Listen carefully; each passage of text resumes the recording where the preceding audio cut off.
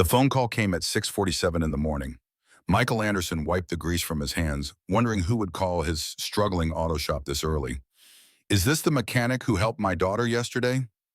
The voice was authoritative, refined with the subtle edge of someone accustomed to immediate compliance. "I'm Victoria Reynolds. My driver will pick you up in 30 minutes. Before Michael could respond, the line went dead.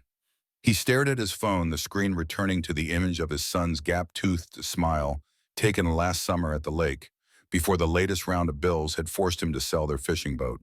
Through the thin walls of their apartment above the garage, Michael could hear his 9-year-old son Noah still breathing the deep, innocent rhythm of childhood sleep. He glanced at the calendar on the refrigerator where math team tryouts today was written in Noah's determined block letters, circled 3 times in red marker. Not knowing this simple act of kindness would change everything. The thought whispered through Michael's mind as he looked at his grease-stained hands. Yesterday's encounter with the soaked, tearful teenage girl with the flat tire had seemed so ordinary, just another person needing help. But something in that woman's voice on the phone sent a cold finger of unease tracing down his spine. Victoria Reynolds. The name tugged at his memory, but he couldn't place it. Michael moved to the sink, scrubbing at the stubborn black lines embedded in his skin, a permanent reminder of his fall from engineering, grace to survival mechanics. The water ran, but the marks remained like the wedding band tan line that had finally faded 2 years after Sarah's death. 30 minutes. Not a request. An expectation. "Dad?" Noah appeared in the doorway, hair sticking up on one side, clutching the worn stuffed elephant that had been his mother's last gift. "Who was on the phone?" Michael forced a smile. "Just a customer, buddy. I might need to go out for a bit this morning. Mrs. Chen next door will stay with you until the bus comes, okay?" Noah's eyes, Sarah's eyes, studied him with that unsettling perceptiveness that sometimes made Michael feel like the child in their relationship. "Is it about the girl with the fancy car? How did you—" "I heard you fixing it when I was supposed to be asleep." Noah shrugged, climbing onto a kitchen stool. "You told her not to go over 50 on the spare tire." Michael sighed, pouring cereal into a bowl only half full to stretch what remained until payday. "Yeah, it's about her." He added the watered-down milk, another small economy Noah never complained about. "Eat up, champ. Big day today, remember, math team?" Noah nodded, suddenly serious. "Dad, what if I don't make it?" Michael knelt down, putting his eyes level with his son's. Sarah had always done this, met Noah exactly where he was physically and emotionally. "Then you try again next time. But with that brain of yours, they'd be crazy not to pick you." The sound of an expensive engine purring outside interrupted their moment.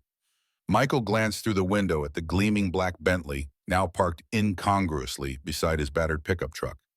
"That's a $70,000 car minimum," he murmured, more to himself than to Noah. Noah's eyes widened. "Are we in trouble?" Michael's hand tightened on his son's shoulder. "No, buddy, nothing I can't handle." But something in his gut twisted with uncertainty. "Remember what Mom always said," Noah nodded solemnly. "Success isn't what you have. It's who you are when things fall apart," Michael finished. He pressed his forehead briefly against his son's. "I'll be back soon. Knock 'em dead at tryouts." The uniformed driver who opened the car door didn't speak, simply gesturing Michael into a leather interior that smelled of money and power. The seats felt too soft, too yielding after years of wooden chairs and the cracked vinyl of his truck. As the Bentley pulled away, Michael watched his son's face at the upstairs window, small hand pressed against the glass in farewell. "What have I gotten myself into?" The Reynolds estate materialized from the morning mist like something from another world, a sprawling modernist structure of glass and steel perched at the edge of a cliff overlooking the city. Michael had driven past this exclusive enclave many times, never imagining he'd be arriving as anything other than a service worker through the back entrance. The driver led him through glass doors that slid open silently across floors of polished concrete that reflected the morning light streaming through floor-to-ceiling windows. The austere elegance made Michael acutely aware of his oil-stained jeans and the worn flannel shirt he'd hastily buttoned over his shop logo tee. "Wait here," the driver instructed, the first words he'd spoken. Left alone in what appeared to be a minimalist sitting room, Michael's gaze was drawn to the wall of achievements framed magazine covers featuring a striking woman with sharp cheekbones and calculating eyes, Forbes. Most Powerful Women placards, Innovation Awards, and suddenly it clicked. Victoria Reynolds, founder and CEO of Reynolds Technologies, the company that had revolutionized autonomous driving systems and recently expanded into aerospace. The company that had bought out Westbrook Automotive Design 5 years ago, leading to the restructuring that had cost Michael his engineering career. His hands clenched involuntarily, remembering the day he'd cleared out his desk, a photograph of a pregnant Sarah smiling up at him as he packed it away. 2 weeks later, they'd received her diagnosis. The timing couldn't have been worse. "Mr. Anderson," the voice from the phone materialized in human form. Victoria Reynolds stood in the doorway, somehow taller than expected, despite her slender frame. In her early 40s, she emanated the polished confidence that came from bending the world to one's will. Her charcoal suit looked like it cost more than 6 months of Michael's mortgage, her dark hair pulled back in a severe twist that emphasized her high cheekbones and penetrating blue eyes. "Thank you for coming." She didn't extend her hand, instead gesturing to a seating area overlooking the cliffside. "Coffee." "Sure," Michael said, the word feeling inadequate in this space. He settled onto the edge of a chair that probably cost more than his truck. Victoria poured from a carafe, her movements precise and economical. No wasted motion, a woman who valued efficiency. She handed him a porcelain cup so delicate he feared his calloused hands might crush it. "You helped my daughter yesterday," she stated, remaining standing. "Emma." "The girl with the flat tire," Michael confirmed, taking a sip of the coffee. "Complex and rich, nothing like the burnt offerings from his shop's ancient pot." "Is she okay?" Something flickered across Victoria's face there and gone too quickly to interpret. "Physically, yes." She moved to the window, her reflection ghosting against the panoramic view. "Did Emma tell you why she was in that part of town?" Wakel set the cup down carefully. "She said she was visiting a former music teacher who's moving away." "And you believe that?"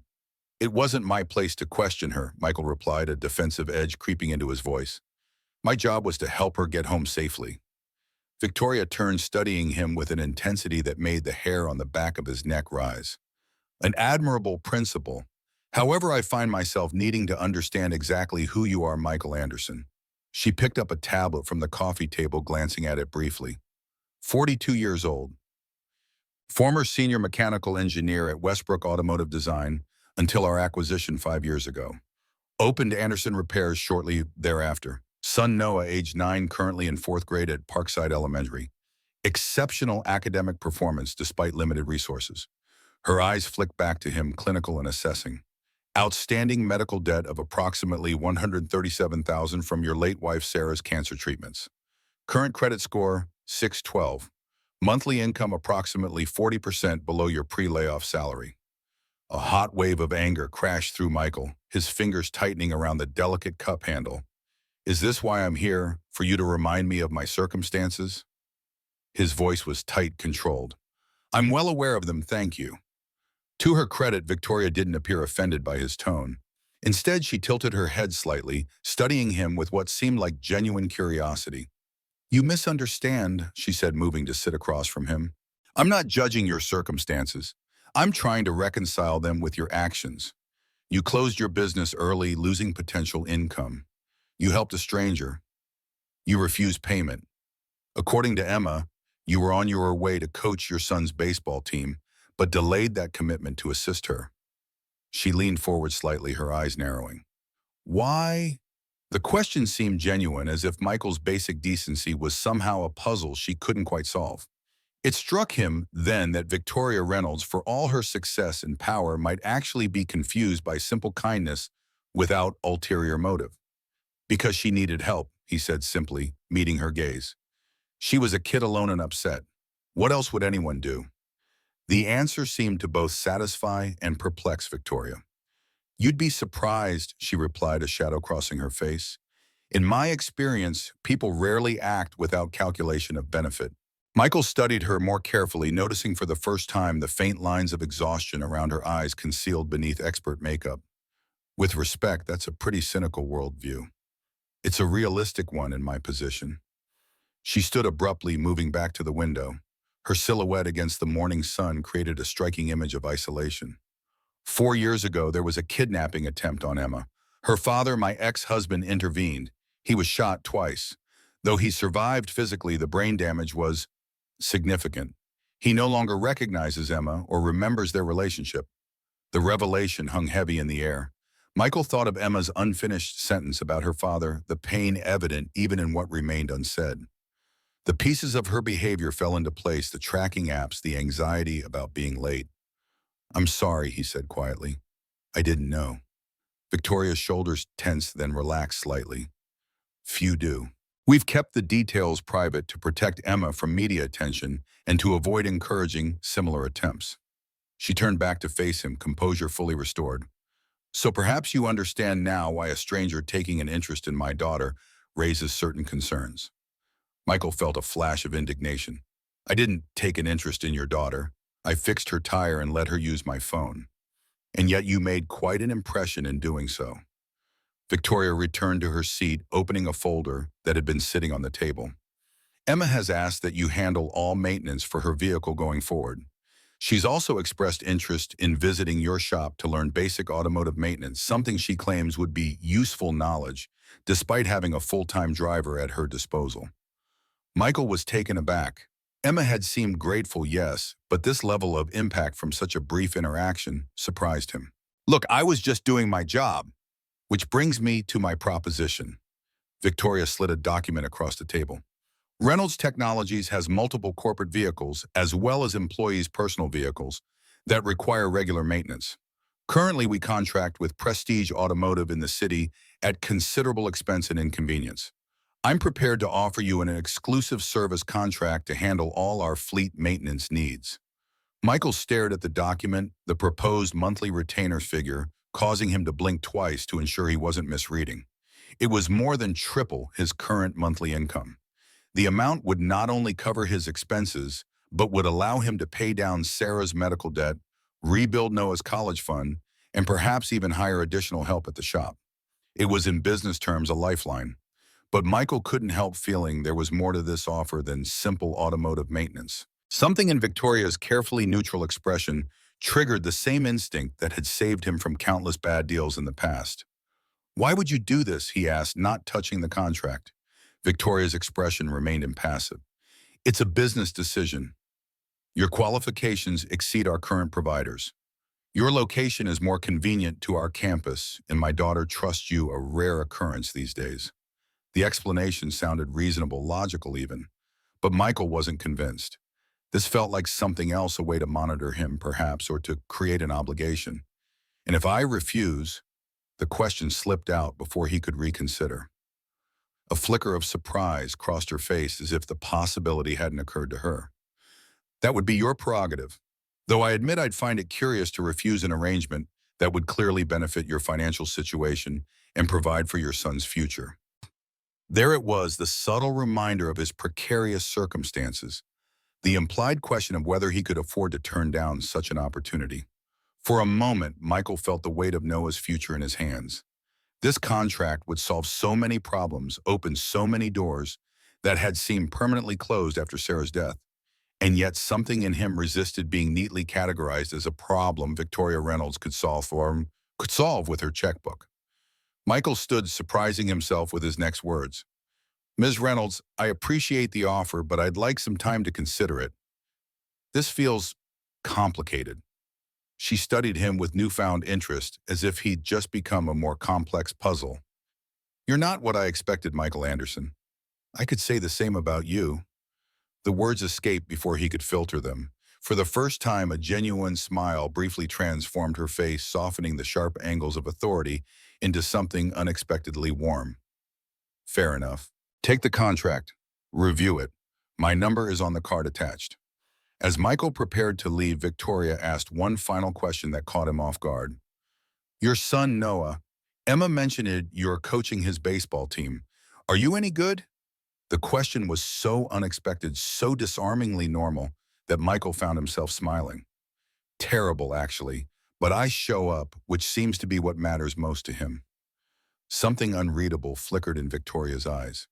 Indeed, sometimes presence matters more than performance. She extended her hand at last. "I look forward to your decision, Michael." Her grip was firm, her skin cool against his work-roughened palm. As their hands connected, Michael felt a jolt of recognition. Not of her, but of a fragment of memory standing in the Westbrook conference room 5 years ago, presenting his design for a revolutionary engine cooling system to the board, a dark-haired woman in the back of the room watching with shrewd interest. The same woman now releasing his hand. Victoria Reynolds had been there the day everything started to unravel for him. She'd witnessed his career's beginning demise, and now she was offering its resurrection. Michael's mind raced as the silent driver escorted him back to the Bentley. Had she recognized him? Was this guilt money charity disguised as business, or something else entirely? As the luxury car descended from the hillside estate, Michael watched the city materialize below the same city but somehow different from this elevated perspective. His phone buzzed with a text from Mrs. Chen. Noah left for school, said to tell you I'll make you proud. Michael's throat tightened. Whatever game Victoria Reynolds was playing, whatever her true motives, he needed to consider the contract. For Noah. The driver cleared his throat. Sir, I've been instructed to return you to your shop, unless you'd prefer another destination. Michael looked out at the cityscape, at the invisible dividing lines between wealth and struggle, between power and vulnerability. No, he said quietly, take me back to the shop. Back to reality. Back to the life he'd built from the ruins of the one he'd lost. Back to the decisions that would shape whatever came next. As the Bentley glided through morning traffic, Michael's phone buzzed again. An unknown number. Thank you for coming. Don't tell my mom about my teacher. Please. Emma. Michael stared at the message, unease spreading through his chest. What exactly had he stumbled into? And why did he feel like he was being pulled into something far more complicated than a simple business arrangement? The Bentley turned onto a street, and Anderson Repairs came into view. The peeling paint, the hand-lettered sign, the modest reality of his post-Sarah life. A life that could change with a single signature on Victoria Reynolds' contract. But at what kicked on? 2 days later, Michael stood in his garage staring at the Reynolds contract on his workbench, still unsigned. The shop was quiet Wednesday afternoon, his deliberate slow period, so he could pick up Noah from school. The memory of Victoria Reynolds' penetrating gaze hadn't left him, nor had the unnerving sense that there was more to her offer than business convenience. The bell above the door jangled, and Michael turned, expecting Mrs. Giannopoulos, coming for her weekly check of her ancient Volvo's tire pressure, a ritual that never needed doing, but gave the elderly widow human contact she sorely needed since her husband's passing. Instead, Emma Reynolds stood in the doorway, her designer boots and cashmere sweater as out of place in his shabby garage as a diamond in a coal bin. Unlike their first meeting when rain and tears had marred her appearance today, she looked every inch the privileged daughter of wealth except for her eyes. Those held the same wounded wariness he'd glimpsed beneath the mascara streaks. You didn't sign it, she said without preamble, nodding toward the contract. Michael blinked. How did you? Mom's been checking every hour. Emma stepped further into the garage, her gaze sweeping over the organized chaos of his workspace. She doesn't have a lot of experience with people saying no to her. Michael wiped his hands on a shop rag. I haven't said no. I'm still considering it. Emma studied him, head tilted in an unconscious echo of her mother's evaluating posture. You were at Westbrook before, weren't you? When my mom's company took over. The question caught Michael off guard. How would you know about that? A smile ghosted across Emma's face. I Google people, especially people who help me without wanting anything in return. It's a rare quality in my experience. She moved closer to his workbench, examining the tools laid out in precise order, the one area of his life where Michael maintained perfect control. You were a senior engineer. You had patents. Why are you fixing cars in a garage now? The directness of the question, delivered without the cushion of social niceties, reminded Michael of Noah's unfiltered curiosity. Life happened, he answered simply. My wife got sick right after I lost my position. This, he gestured around the garage, gave me the flexibility to take care of her and then my son after she was gone. Emma's expression softened. I'm sorry about your wife. I'm sorry about your dad, Michael replied quietly. Emma stiffened, her fingers tightening around the strap of her designer backpack. What did my mother tell you? Just that there was an incident, that he was injured protecting you. She nodded, her jaw tight. That's her sanitized version. After a moment of silence, she asked, did she tell you why I want automotive lessons?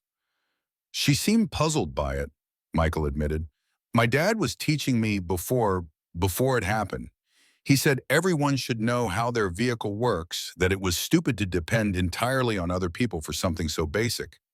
Emma's voice took on a different cadence as if quoting from memory. It was our thing. Sunday afternoons in the garage with his classic Mustang. The piece clicked into place for Michael. The teenage girl wasn't looking for automotive knowledge. She was looking for a connection to her father. His heart ached for her, recognizing the same desperate clinging to tangible memories that he'd seen in Noah. I'll teach you, he said, the words coming easily, whether your mother hires me or not. Emma's eyes widened in surprise. Really? Really? But Michael held up a cautionary finger. You need to be straight with me. No more stories about visiting music teachers when you're actually. He left the sentence hanging an invitation for her to fill in the truth. Emma's face closed like a vault. I don't know what you mean. Michael sighed. Emma, I've got a 9-year-old who tries to hide things from me too. He's not very good at it either. A flash of something fear crossed her face, and for a moment Michael thought she might bolt. Instead, she took a deep breath and looked him directly in the eye. I need to know what really happened to my dad, she said, her voice barely above a whisper. The official story doesn't add up. There are inconsistencies, things that don't make sense. Michael felt a chill that had nothing to do with the garage's temperamental heating system. What kind of inconsistencies? The kind that my mom doesn't want anyone looking into. Emma glanced toward the open garage door, lowering her voice further. I think that's why she wants to hire you. To keep an eye on me, to find out what I know. That's a serious accusation, Michael said, carefully studying the teenager's face. Was this adolescent paranoia or something more troubling? My dad was investigating something before he was shot. Emma continued, urgency threading through her words. Something at Reynolds Technologies. He'd been reviewing the company financials. He used to be the CFO before the divorce. He told me he'd found. She stopped abruptly as the sound of a car pulling up outside reached them. A sleek black SUV with tinted windows idled at the curb. Emma's posture instantly changed, shoulders squaring as she raised her voice to a normal volume. So anyway, that's why I'd like to learn more about how engines work. It would be really educational. The garage door framed a man in a dark suit, not the same driver who had transported Michael to the Reynolds estate, but cut from the same cloth of professional inscrutability.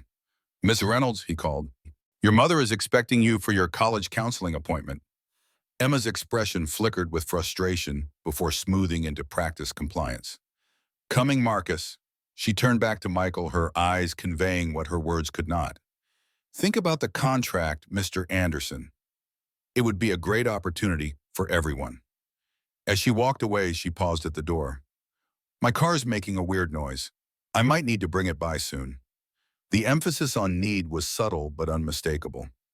Michael watched the SUV pull away, Emma's face a pale oval behind the tinted glass before turning back to the contract on his workbench. The generous figures seemed to shimmer with new meaning. What had felt like charity now felt like something else entirely. A bribe, a leash. A way to monitor not just Emma, but now him as well. He reached for his phone, Victoria Reynolds' business card lying beside it. Before he could reconsider, he dialed the number. She answered on the first ring.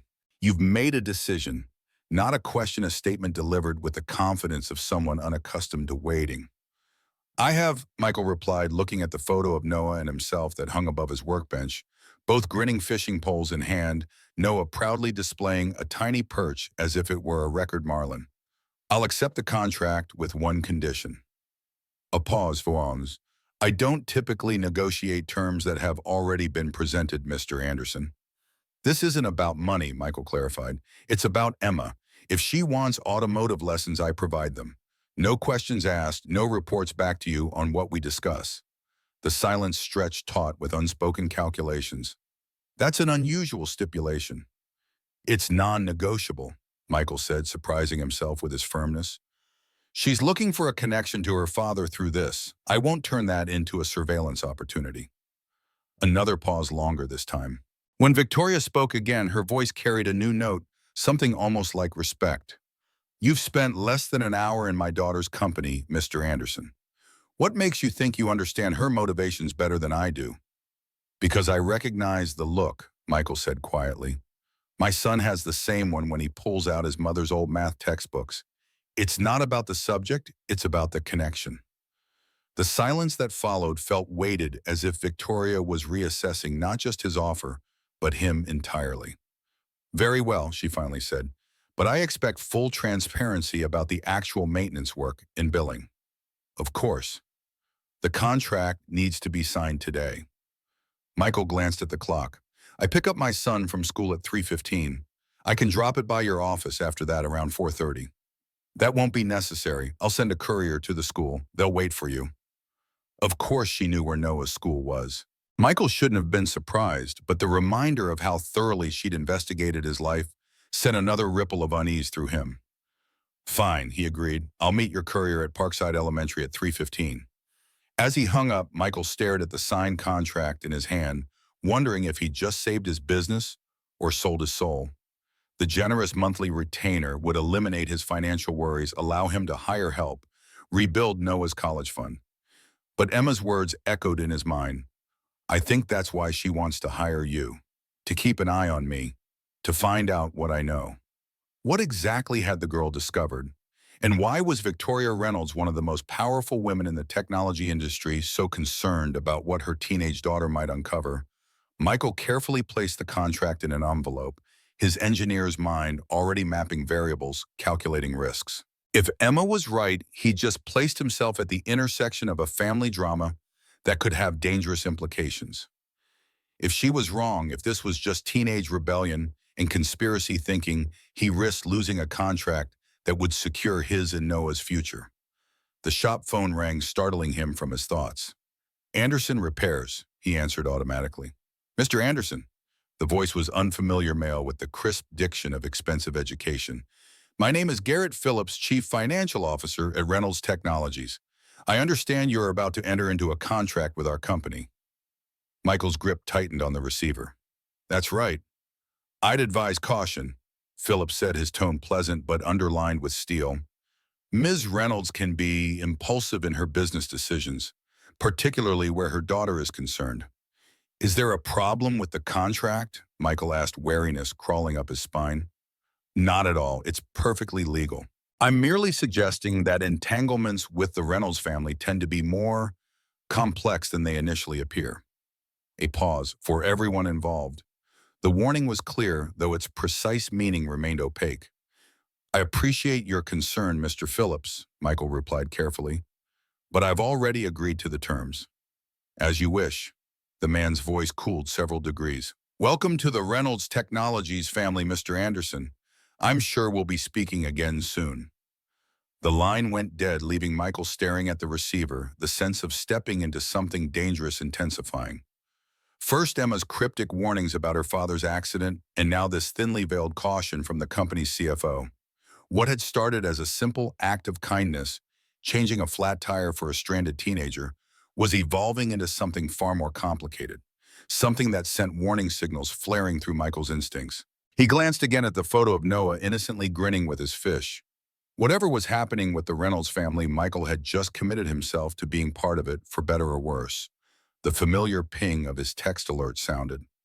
Noah, did you sign the contract Mrs. Chen told me about the fancy car that came for you? Are we going to be rich? Michael smiled despite his unease. Not rich, buddy, he typed back. But things are going to get better. See you at 3:15. He slipped the contract into his jacket pocket and grabbed his keys, the weight of decisions made and consequences yet to unfold settling across his shoulders. As he locked the shop door, his gaze fell on the worn sign above it. Anderson Repairs, we fix what's broken. Some things he suspected might prove beyond his ability to repair. But he'd made his choice. Now he would have to live with it and protect Noah from whatever storms might follow. The courier at Parkside Elementary was another expressionless man in a dark suit who accepted the signed contract with a nod before disappearing into another anonymous black vehicle. Noah bounced beside Michael, barely containing his excitement as they walked to the truck. Is it true? He asked, backpack bouncing against his skinny frame. Are we really going to fix rich people's cars? Michael helped him up into the passenger seat, marveling as always at how this small human could simultaneously seem so grown up in his thinking and so vulnerably small in his physical presence. "We are," Michael confirmed, starting the engine. "I'll need to hire some help, make some upgrades to the shop. Can we get the roof fixed so it doesn't leak on rainy days?" The simple question and the awareness behind it of just how precarious their situation had been made Michael's throat tighten. "Yes, buddy, we can fix the roof. And maybe cable TV again? For the baseball games." Michael ruffled his son's hair. "Let's not get crazy." Noah grinned, then his expression turned serious. "Dad, the girl with the flat tire, Emma, is she going to be your girlfriend?" The question caught Michael so off guard that he nearly missed the turn onto their street. "What? No, she's 17. Noah, she's a customer. Why would you even ask that?" Noah shrugged, looking out the window. "Mrs. Chen said the fancy car that came for you belonged to a rich lady, and that rich ladies always fall in love with handsome poor guys who are good with their hands. She watches a lot of TV." Despite everything, the contract, Emma's warnings, the cryptic call from Phillips, Michael found himself laughing. "Mrs. Chen needs to change her viewing habits," he managed. "And no, Victoria Reynolds is not going to be my girlfriend. She's my client, that's all." "Okay," Noah said, sounding unconvinced. After a moment, he asked, "Did I make the math team Mrs. Foster was going to post the list after school?" The subject change was pure Noah, his mind constantly bouncing between topics that interested him. "Did you check before I picked you up?" Noah's face fell. "I was too scared to look." Michael parked in front of their building, turning to face his son. "Want to go back and check together?" Noah bit his lip, then nodded. "Can we?" "Of course." As they drove back toward the school, Michael's phone rang. Victoria Reynolds' name flashed on the screen. "Hello, He answered, acutely aware of Noah listening beside him. "The contract has been received," Victoria said without preamble. "Your first assignment is tomorrow morning. My personal Tesla needs servicing before a trip to our Seattle office. I'll have it delivered to your shop at 8 a.m. sharp. I expect it ready by 3 p.m. "I'll need access to the diagnostic system," Michael began. "Already arranged. The access codes will be delivered with the vehicle." A pause. "Emma mentioned she spoke with you today." Michael's grip tightened on the steering wheel. "She did. She's interested in learning basic maintenance." "So I've been told." Victoria's voice betrayed nothing. "I understand you've made this a condition of our arrangement." "I have." Another pause, this one stretching long enough that Michael wondered if the call had dropped. Finally, Victoria spoke again, her voice softer, almost vulnerable. "My daughter and we haven't had an easy relationship since her father's accident. She blames me, though she won't say it directly." Michael glanced at Noah, who was making no effort to hide his eavesdropping. "I understand complicated parent-child dynamics," he said carefully. "Yes, I suppose you would." The professional crispness returned to Victoria's tone. 8 a.m. tomorrow, Mr. Anderson. Don't disappoint me." The call ended as abruptly as it had begun. Noah looked at him with wide eyes. "Was that the rich lady, Ms. Reynolds?" Michael corrected. "And yes, we've got our first job tomorrow." They pulled into the school parking lot, now empty except for a few staff cars. Noah's grip on his backpack tightened as they approached the bulletin board outside the main office, where club rosters and announcements were posted. The math team list was centered on the board, typed in neat columns. Noah stood frozen, unwilling to step closer. "Want me to look?" Michael offered. Noah shook his head, squaring his small shoulders. "No, I need to do it myself." Michael watched his son approach the board, so much of Sarah in his determined stance. Noah ran his finger down the list once, twice, then turned his face unreadable. "I didn't," he began. Then his expression cracked into a wide grin. "I made it second alternate." Michael swept him into a hug, lifting him off his feet. "That's my boy." As they celebrated, a sleek silver sports car pulled into the parking lot, stopping near them. The window lowered, revealing Emma Reynolds behind the wheel, her expression guarded. "Mr. Anderson," she called. "I was hoping to catch you. My car's making that noise I mentioned earlier." Michael set Noah down, the joy of the moment giving way to wariness. Emma's car trouble was clearly a pretext. "Emma, this is my son, Noah," he said, placing a protective hand on Noah's shoulder. "Noah, this is Ms. Reynolds." Emma's face softened as she looked at Noah. "Hey there, nice to meet you." Noah studied her with frank curiosity. Are you the girl with the flat tire? A genuine smile transformed Emma's face, briefly lifting the weight of whatever burdens she carried. That's me. Your dad saved me from being totally stranded. He's good at fixing things, Noah said with pride. He fixed Mom's car all the time, even though she said it was a lost cause. His voice dropped. She died, though. Dad couldn't fix that. The simple statement, delivered with a child's directness, hung in the air between them. Michael squeezed Noah's shoulder, his chest aching with familiar grief. Emma's eyes met Michael's over Noah's head, something like recognition passing between them, the shared understanding of irreparable loss. Some things can't be fixed, she said quietly. But it's good to have people who try anyway. She shifted her attention back to Noah. What are you celebrating? I could hear you guys from down the street. I made the math team, Noah announced, bouncing on his toes. Second alternate. That's awesome, Emma said, her smile genuine. I was on the math team in middle school. It's super fun. Noah's eyes widened. Really? You don't look like you'd be on the math team. Noah, Michael warned, but Emma laughed. It's okay, I know what he means. She winked at Noah. Smart people come in all packages, kiddo. Michael cleared his throat. You said your car was making a noise. Emma's expression shifted, the carefree moment evaporating. Yeah, it's a weird rattling, only happens when I make certain turns. She glanced around the parking lot, which was emptying, as the last few teachers headed home. Could you take a quick look? I'm supposed to drive to my dad's doctor appointment tomorrow. The mention of her father combined with their earlier interrupted conversation sent a clear message to Michael. This wasn't about car trouble.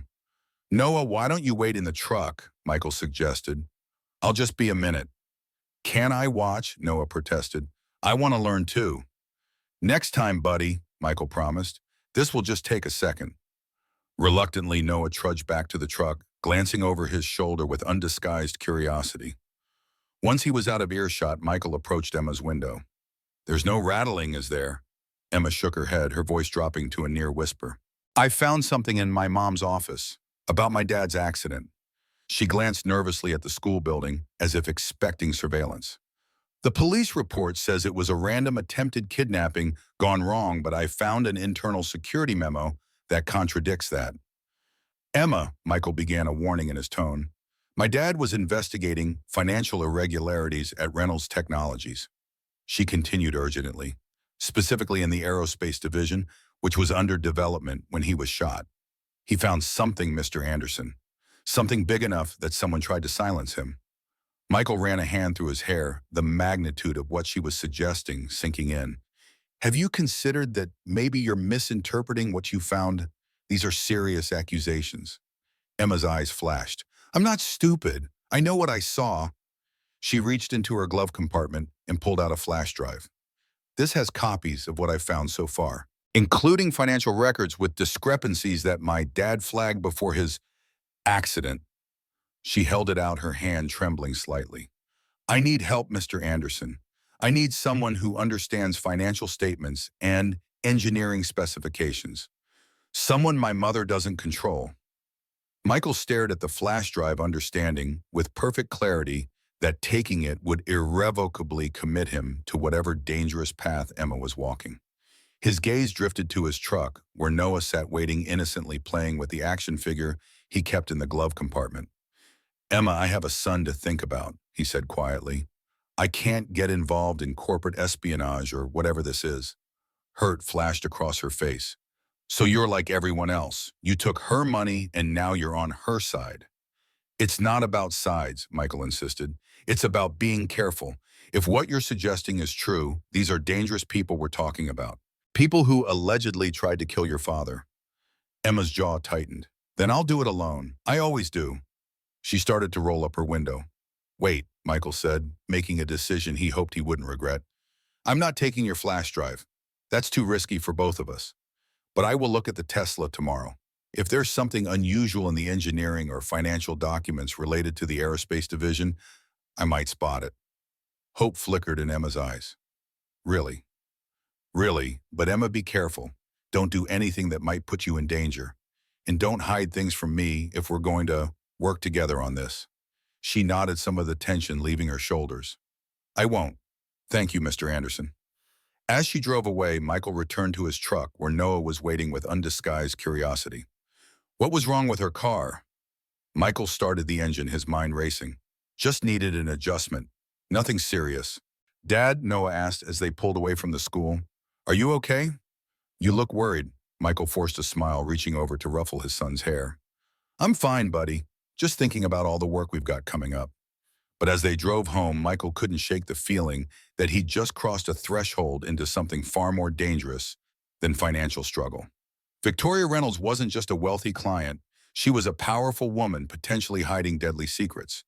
And he'd just agreed to help her daughter uncover them. What had started as a simple act of kindness had evolved into something much more complex and potentially lethal. The question now was how deep he was willing to go to uncover the truth and what it might cost him and Noah if he did. Tomorrow the Tesla would arrive, and with it perhaps answers that could change everything. The Tesla arrived at precisely 800 a.m., delivered by a driver who handed Michael a sealed envelope containing access codes and service instructions before departing in another waiting vehicle. The sleek electric vehicle gleamed in the early morning light, its presence transforming the modest garage into something approaching legitimacy. Michael ran his hand along the vehicle's smooth contours, appreciating the engineering, even as his mind churned with the implications of Emma's allegations. If what she suggested was true, that her father's accident was connected to financial irregularities at Reynolds Technologies, then the vehicle before him represented more than just an expensive car. It was a potential link to something dark and dangerous. Wow, no, Noah whispered, standing in the doorway that connected their apartment to the garage backpack slung over one shoulder. Math team acceptance letter clutched in his hand. That's the nicest car that's ever been in our shop. Michael smiled, determined to keep his concerns hidden from his son. Pretty impressive, huh? But you know what's more impressive, you making the math team. Noah beamed, but his eyes remained fixed on the Tesla. Can I touch it before school? One quick touch, Michael conceded. Then Mrs. Chen is walking you to the bus stop. Noah approached the car, reverently placing one small hand on its hood. If we fix enough of these, can we get one someday? The innocent question pierced Michael's heart. Before Sarah's illness, they'd been on track for a comfortable upper-middle-class life, not Tesla-level wealth perhaps, but secure. The kind of life where Noah wouldn't need to water down his orange juice or wear second-hand clothes. We'll see, buddy, he said, unwilling to make promises he couldn't keep. Right now, let's focus on keeping this one running for Ms. Reynolds. After Noah departed, Michael turned his attention to the vehicle using the provided access codes to connect to its diagnostic system. The engineering was exquisite cutting-edge battery technology, proprietary software, governing everything from acceleration curves to cabin climate control. As he worked, Michael found his engineer's mind engaging in a way it hadn't in years, analyzing design decisions, noting innovations, questioning choices. What had started as a routine maintenance check evolved into something more profound, a rediscovery of the intellectual passion he'd been forced to abandon when Westbrook collapsed beneath him. He was so absorbed in the Tesla's systems that he nearly missed the subtle anomaly, a modification to the onboard computer that seemed out of place. Michael frowned, running the diagnostic again. There it was, a secondary processing unit that didn't appear in any of the standard Tesla schematics. It wasn't unusual for high-profile executives to have security modifications to their vehicles, but something about this particular setup triggered Michael's engineering instincts. He hesitated, then connected his laptop to the car's system, digging deeper. The secondary unit appeared to be monitoring and recording the vehicle's location data communications and nearby devices, essentially a sophisticated surveillance package disguised as a routine system component. Was Victoria tracking her own movements? Or was someone else tracking her? The shop door opened, the bell jangling cheerfully against the weight of Michael's discovery. Impressive, isn't it? Garrett Phillips stood in the doorway, his tailored suit and manicured appearance as incongruous in the modest garage as the Tesla itself. The Reynolds Technologies CFO surveyed the space with the calculated disinterest of someone accustomed to much grander surroundings. Victoria has always appreciated fine engineering. Michael straightened, closing his laptop with deliberate casualness. Mr. Phillips, I wasn't expecting company. Clearly, Phillips stepped further into the garage, hands clasped behind his back. I thought I'd stop by, see how our new service provider is settling in. That's quite a vehicle to begin with. It's a remarkable piece of engineering, Michael agreed, watching Phillips carefully. Though I'm surprised the CFO of Reynolds Technologies would take time out of his schedule for a simple courtesy call. Phillips smiled thinly. I like to be hands-on with new ventures, especially those initiated by Victoria without the usual corporate protocols. He glanced around the garage. You've done well for yourself considering, from senior engineer to this. The subtle condescension in his tone pricked at Michael's pride. I manage. Indeed you do. Phillips approached the Tesla, running one manicured finger along its hood. I knew your name seemed familiar when Victoria presented the contract. You were behind that innovative cooling system at Westbrook, weren't you? Before our acquisition necessitated certain adjustments. Michael's jaw tightened. Adjustments was a sanitized term for the mass layoffs that had followed Reynolds Technologies' takeover of Westbrook. That was me. Phillips nodded as if confirming something to himself. Talented engineer forced by circumstance into manual labor. It's almost Dickensian. I fix complex machines, Michael replied evenly. The principle hasn't changed, just the environment. Quite. Phillips turned to face him directly, his cordial expression hardening into something more calculating. Let me be direct, Mr. Anderson. Victoria Reynolds has a tendency to make impulsive decisions where her daughter is concerned. This contract, generous as it is, represents one such impulse. Your concern is noted, Michael said, bristling at the implication. But the contract is signed by both parties. Phillips smiled, the expression not reaching his eyes. Contracts can be amended or terminated, particularly when the service provider fails to meet expectations. The threat was thinly veiled. Michael crossed his arms. Is there something specific you'd like to say, Mr. Phillips? Phillips maintained his smile. Just offering friendly advice. Emma Reynolds is a troubled young woman. Brilliant like her mother, but unstable since her father's unfortunate accident. She sees conspiracies where none exist, imagines villains lurking in boardrooms. I'm just here to fix cars, Michael replied, keeping his expression neutral despite the alarm bells ringing in his mind. How did Phillips know about Emma's visits? Was he being watched already? Of course you are. Phillips reached into his jacket and produced a business card, placing it on Michael's workbench. But should Emma approach you with concerns about Reynolds Technologies, I'd appreciate a call. For her own protection, you understand. Michael didn't touch the card. And if I decline, then you'd be doing a disservice to a troubled teenager and potentially jeopardizing a very lucrative contract. Phillips straightened his already immaculate tie. Consider it professional courtesy. As if on cue, Phillips's phone chimed. He checked it, frowning slightly. Duty calls. I'll leave you to your work, Mr. Anderson. Victoria expects her car by 3. At the door, he paused. Oh, and congratulations to your son on making the math team. Second alternate, yes, quite an achievement for a public school student. The reference to Noah sent a chill through Michael's body. The message was clear. We're watching. We know about your son. After Phillips departed, Michael stood motionless, his mind racing. This wasn't just about a service contract anymore. The veiled threat against Noah changed everything. Whatever Emma had stumbled upon it was significant enough that the company's CFO would personally deliver a warning. Michael returned to the Tesla, his earlier excitement replaced by focused wariness. The surveillance module he'd discovered took on new significance. If Victoria's car was being monitored, who was doing the monitoring and why? Working methodically, Michael completed the required maintenance while continuing to investigate the anomalous system. By early afternoon, he'd determined that the surveillance package had been professionally installed, but wasn't part of the factory build. Someone had modified Victoria Reynolds' personal vehicle to track her movements, record ambient audio, and monitor nearby electronic devices. The question was whether Victoria knew about it. As Michael worked, the pieces began shifting in his mind. Emma believed her father had discovered financial irregularities before his accident. Now, Victoria's car contained sophisticated surveillance equipment, and the company's CFO had just delivered what amounted to a warning to stay away from Emma's concerns, with an implicit threat to Noah. These weren't coincidences. They were connections. Michael's phone buzzed with a text from Victoria Reynolds. Status update on the vehicle. He stared at the message, weighing his options. If he reported the surveillance equipment, he risked alerting whoever had installed it. If he said nothing, he was withholding critical information from his client who might or might not be involved in whatever conspiracy Emma feared. Maintenance completed, he texted back. Would like to discuss an issue in person when you collect the vehicle. Three dots appeared, disappeared, then reappeared. I'm sending a driver. Whatever the issue is, reported in writing. Michael frowned. Respectfully, this requires an in-person conversation.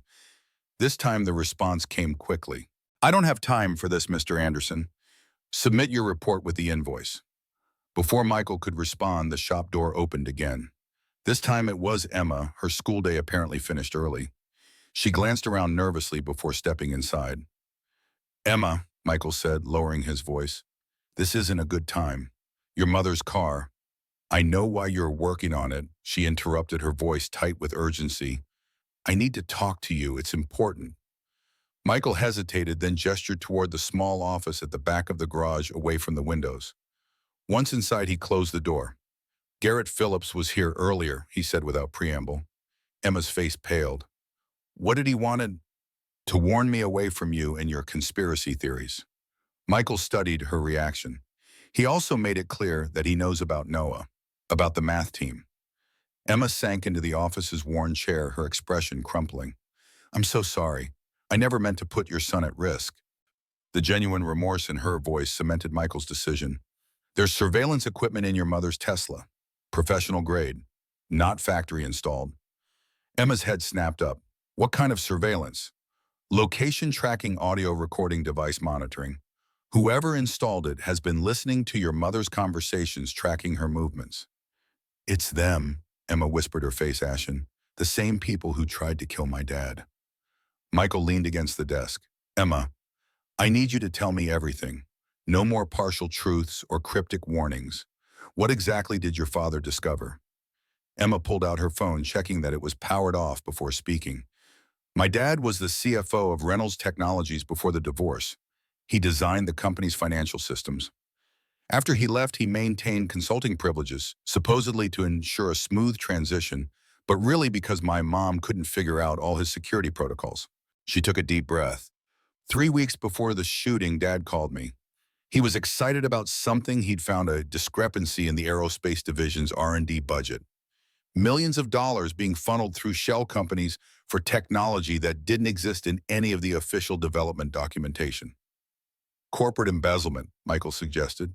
Emma shook her head. That's what I thought at first, but it was bigger than that. 2 days before he was shot, he told me he'd traced the money. It wasn't being stolen, it was being used to develop something called Project Nightshade, something the board didn't know about, something my mother was hiding from her own company. Michael frowned. Why would Victoria hide a development project from her own board? That's what Dad was trying to figure out. He said he'd found references to military applications that weren't part of Reynolds Technologies' public contracts. Emma's voice dropped. The night before the shooting, he sent me an encrypted message. They're building it for someone else, someone who shouldn't have it. The implications were staggering. If true, Victoria Reynolds was potentially developing military technology outside official channels, a violation of numerous federal regulations at best, and possibly treason at worst. The official story, Emma continued, is that random kidnappers targeted me and Dad intervened, but I was never in danger. The bullets were meant for him, not me. And not random, the police report mentioned military-grade ammunition. Michael ran a hand through his hair, the magnitude of the situation settling over him. Emma, these are serious allegations. If what you're suggesting is true— I know how it sounds, she interrupted, but look at what's happening. Phillips threatening you, surveillance in my mom's car. None of that makes sense if this is just a troubled teenager's imagination. She was right. The pieces fit together too neatly to be coincidence. What do you need from me? Michael asked, making his decision. Relief flooded Emma's face. The surveillance equipment. Can you clone it instead of removing it? I need to know who's listening and what they know. Michael hesitated. That's beyond my expertise, but I might know someone who could help. Who? An old colleague from Westbrook. He specializes in cybersecurity now. Michael checked his watch. Your mother's driver will be here within the hour. I can't make changes to the surveillance system before then without raising suspicions. Emma nodded, her expression grim. Then we need another approach. She pulled a folded paper from her bag. This is the access code to the Reynolds Technologies R&D facility. Dad gave it to me for emergencies. It still works because no one knows he shared it with me. What are you suggesting? Project Nightshade has to be housed somewhere. The aerospace division has a separate facility outside the main campus. If we could get access— Absolutely not, Michael interrupted. Breaking into a secure R&D facility, that's not just dangerous, Emma. It's illegal. So is developing unauthorized military technology, she countered, or attempting murder to cover it up. Michael paced the small office. Even if everything you're saying is true, we need more evidence before taking risks like that. Let me start with the surveillance equipment. I'll document what I've found, reach out to my contact. Emma looked disappointed but nodded. Just be careful who you trust. Phillips knows you're working on Mom's car. If the surveillance is gone when she gets it back. I won't remove it, Michael assured her. Just document it, for now. As if on cue, his phone buzzed with a text from Victoria. Driver en route, estimated arrival 2:45 p.m. Emma rose quickly. I should go. Phillips can't know we've been talking. How will I contact you safely, Michael asked, realizing the complexity of their situation. I have a second phone they don't know about. She scribbled a number on the back of a service receipt. Only use this if it's urgent. Otherwise, we maintain the cover story you're teaching me about cars. As she moved toward the door, Michael caught her arm. Emma, we need to be smart about this. No rushing into dangerous situations, no amateur detective work. Promise me. Her eyes, so similar to her mother's in shape but warmer in expression, met his. I promise to be careful, but I can't promise to stop. My dad sacrificed everything to expose this. I owe him the truth. After she left, Michael returned to the Tesla, photographing the surveillance components with his phone before completing the service work. The driver arrived punctually at 2:45, another anonymous man in a dark suit who accepted the keys without comment and departed with the vehicle. Michael submitted his invoice electronically, making no mention of the surveillance equipment. Instead, he sent a careful text to his former colleague, Marcus Wong. Need to catch up. Professional matter. Secure line preferred. The response came an hour later. Kelsey's Diner, £7 tonight. As Michael closed the shop early to pick up Noah from school, his mind was churning with implications and possibilities. Either Emma Reynolds was suffering from paranoid delusions, or he had stumbled onto something potentially catastrophic, a conspiracy involving illegal arms development, attempted murder, in one of the most powerful technology companies in the country. And at the center of it all, Victoria Reynolds, the brilliant, enigmatic CEO who had just hired him to service her fleet of vehicles. The woman whose daughter was now pulling him into a dangerous investigation. The woman whose car was being monitored by someone with the resources and expertise to install professional-grade surveillance without detection. As he drove to Noah's school, Michael couldn't shake the feeling that he was being watched. The ordinary sedan, 3 cars back, had it taken the same turns he had. The traffic camera at the intersection, was it rotating to follow his truck? Paranoia, he told himself. The first symptom of falling down a conspiracy rabbit hole. But then he remembered Phillips' casual reference to Noah's math team placement information that had only been posted yesterday afternoon. Information that required specific knowledge of Michael's movements and Noah's activities. He pulled into the school parking lot, scanning for anything unusual.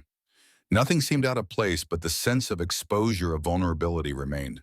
When Noah bounded out of the building, Michael found himself moving quickly to meet him, ushering him into the truck with unusual urgency. Dad? Noah asked, noticing his tension. Is something wrong? Michael forced a smile. Nothing, buddy. Just a busy day. How was math team? As Noah chattered about his first meeting, Michael checked his mirrors repeatedly, taking a deliberately circuitous route home. If someone was following them, he wanted to know. Kelsey's Diner occupied a nondescript corner in a working-class neighborhood far from the gleaming towers of downtown. Its weathered vinyl booths and flickering fluorescent lighting made it an unlikely meeting spot for former engineering colleagues, which was precisely why Marcus Wong had chosen it. Michael arrived at 6:55 p.m., having left Noah with Mrs. Chen after extracting a promise to keep the doors locked and not answer for anyone but him. The diner was nearly empty, save for an elderly couple sharing pie at the counter and a solitary figure in the back booth hunched over a laptop. Marcus Wong hadn't changed much in the 5 years since Westbrook's collapse, still wiry, still perpetually disheveled, still radiating the nervous energy of someone whose mind worked faster than the world around him. He looked up as Michael approached, a grin splitting his face. "The prodigal engineer returns," he said, rising to embrace Michael. "Man, it's been too long." Michael returned the hug, surprised by how good it felt to see a friendly face from his previous life. "Thanks for meeting on short notice." Marcus gestured to the seat opposite him. When the great Michael Anderson asks for a secure line, curiosity demands satisfaction. He tapped his laptop. "I'm running a signal jammer, by the way. Anyone trying to listen in electronically is getting a fascinating dissertation on muffler repair." Despite the circumstances, Michael smiled. Marcus had always been paranoid about digital privacy, a quirk that had seemed excessive at Westbrook, but now felt prescient. "Still fighting the good fight against digital surveillance?" Michael asked. "More than ever." Marcus closed his laptop. "After Westbrook, I went independent. Cybersecurity consulting mostly for people worried about corporate espionage." He leaned forward. "Which brings us to why we're meeting in this charming establishment instead of a bar with decent whiskey." "What's going on, Mike?" Michael hesitated, weighing how much to reveal. Marcus had always been trustworthy, but this situation extended beyond professional courtesy into potentially criminal territory. "I need information about surveillance technology," he finally said, "specifically vehicle-based systems designed to monitor location record audio and track nearby devices." Marcus's eyebrows shot up. "That's specific, and not exactly in the hobbyist realm. We're talking professional-grade equipment." "Exactly. May I ask why a mechanic needs to know about high-end surveillance tech?" Marcus's tone remained light, but his eyes had sharpened with interest. Michael took a deep breath. "I found a system installed in a client's vehicle. Not factory standard. Professional implementation carefully concealed. And this client is, I can't say." Marcus whistled softly. "Must be someone important if you're being this cautious." He studied Michael's face. "This isn't just professional curiosity, is it? You're worried. Let's just say the situation is complicated." Marcus nodded slowly. "All right, I'll respect your boundaries. What specifically do you need to know? Can these systems be traced back to whoever's monitoring them? And can they be cloned so the original operators don't know we're accessing the data?" Marcus leaned back, his expression growing serious. "You're talking about intercepting a professional surveillance operation, Mike. That's not just technically challenging, it's potentially illegal depending on who's doing the monitoring." "I'm aware of the risks." "Are you?" Marcus lowered his voice. "Because high-end surveillance like you're describing isn't typically used by jealous spouses or corporate rivals. We're talking government agencies, military contractors, organized crime, people who take intrusions very seriously." Michael met his friend's concerned gaze. "I wouldn't be asking if it wasn't important." Marcus studied him for a long moment, then sighed. "Technically, yes, most systems transmit data to a receiver that can potentially be identified. And yes, with the right equipment, you could create a mirror that captures the data without disrupting the original feed." He frowned. "But Mike, this is dangerous territory. If someone discovers you're piggybacking on their surveillance—" "I understand the risk," Michael repeated. "Can you help me?" Marcus rubbed his jaw, considering. "I'd need to see the system first. Different manufacturers have different vulnerabilities." He hesitated. "This isn't just about technical curiosity for you, is it? You're protecting someone." Michael thought of Emma's determined face, of Noah's innocent questions about getting a Tesla someday. "More than one person. Including yourself, I hope." Marcus opened his laptop again, typing rapidly. "I can come by your shop tomorrow morning. Bring some equipment, take a look at what we're dealing with." "The vehicle won't be there tomorrow," Michael explained. "I only had access to it today." "Then we need another approach." Marcus thought for a moment. "If you can get me detailed photos of the installation close-ups of any serial numbers, connection points, transmission modules, I might be able to identify the system remotely." "I have photos," Michael said, pulling out his phone. "Not sure if they're detailed enough." As he passed the phone to Marcus, the diner's door chimed. Michael glanced up reflexively and felt his blood freeze. Victoria Reynolds stood in the entrance, her imperious gaze sweeping the shabby interior before landing directly on him.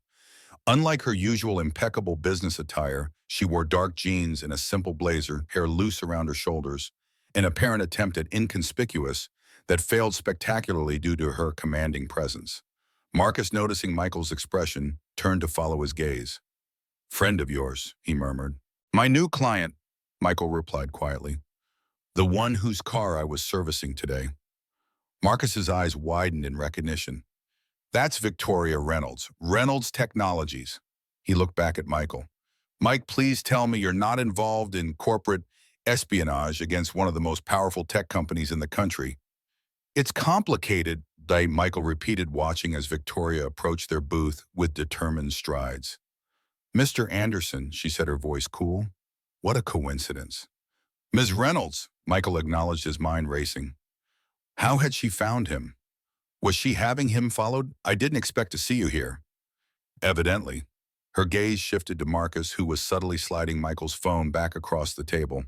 "And you must be Marcus Wong, former cybersecurity specialist for Westbrook, now an independent consultant specializing in counter-surveillance measures."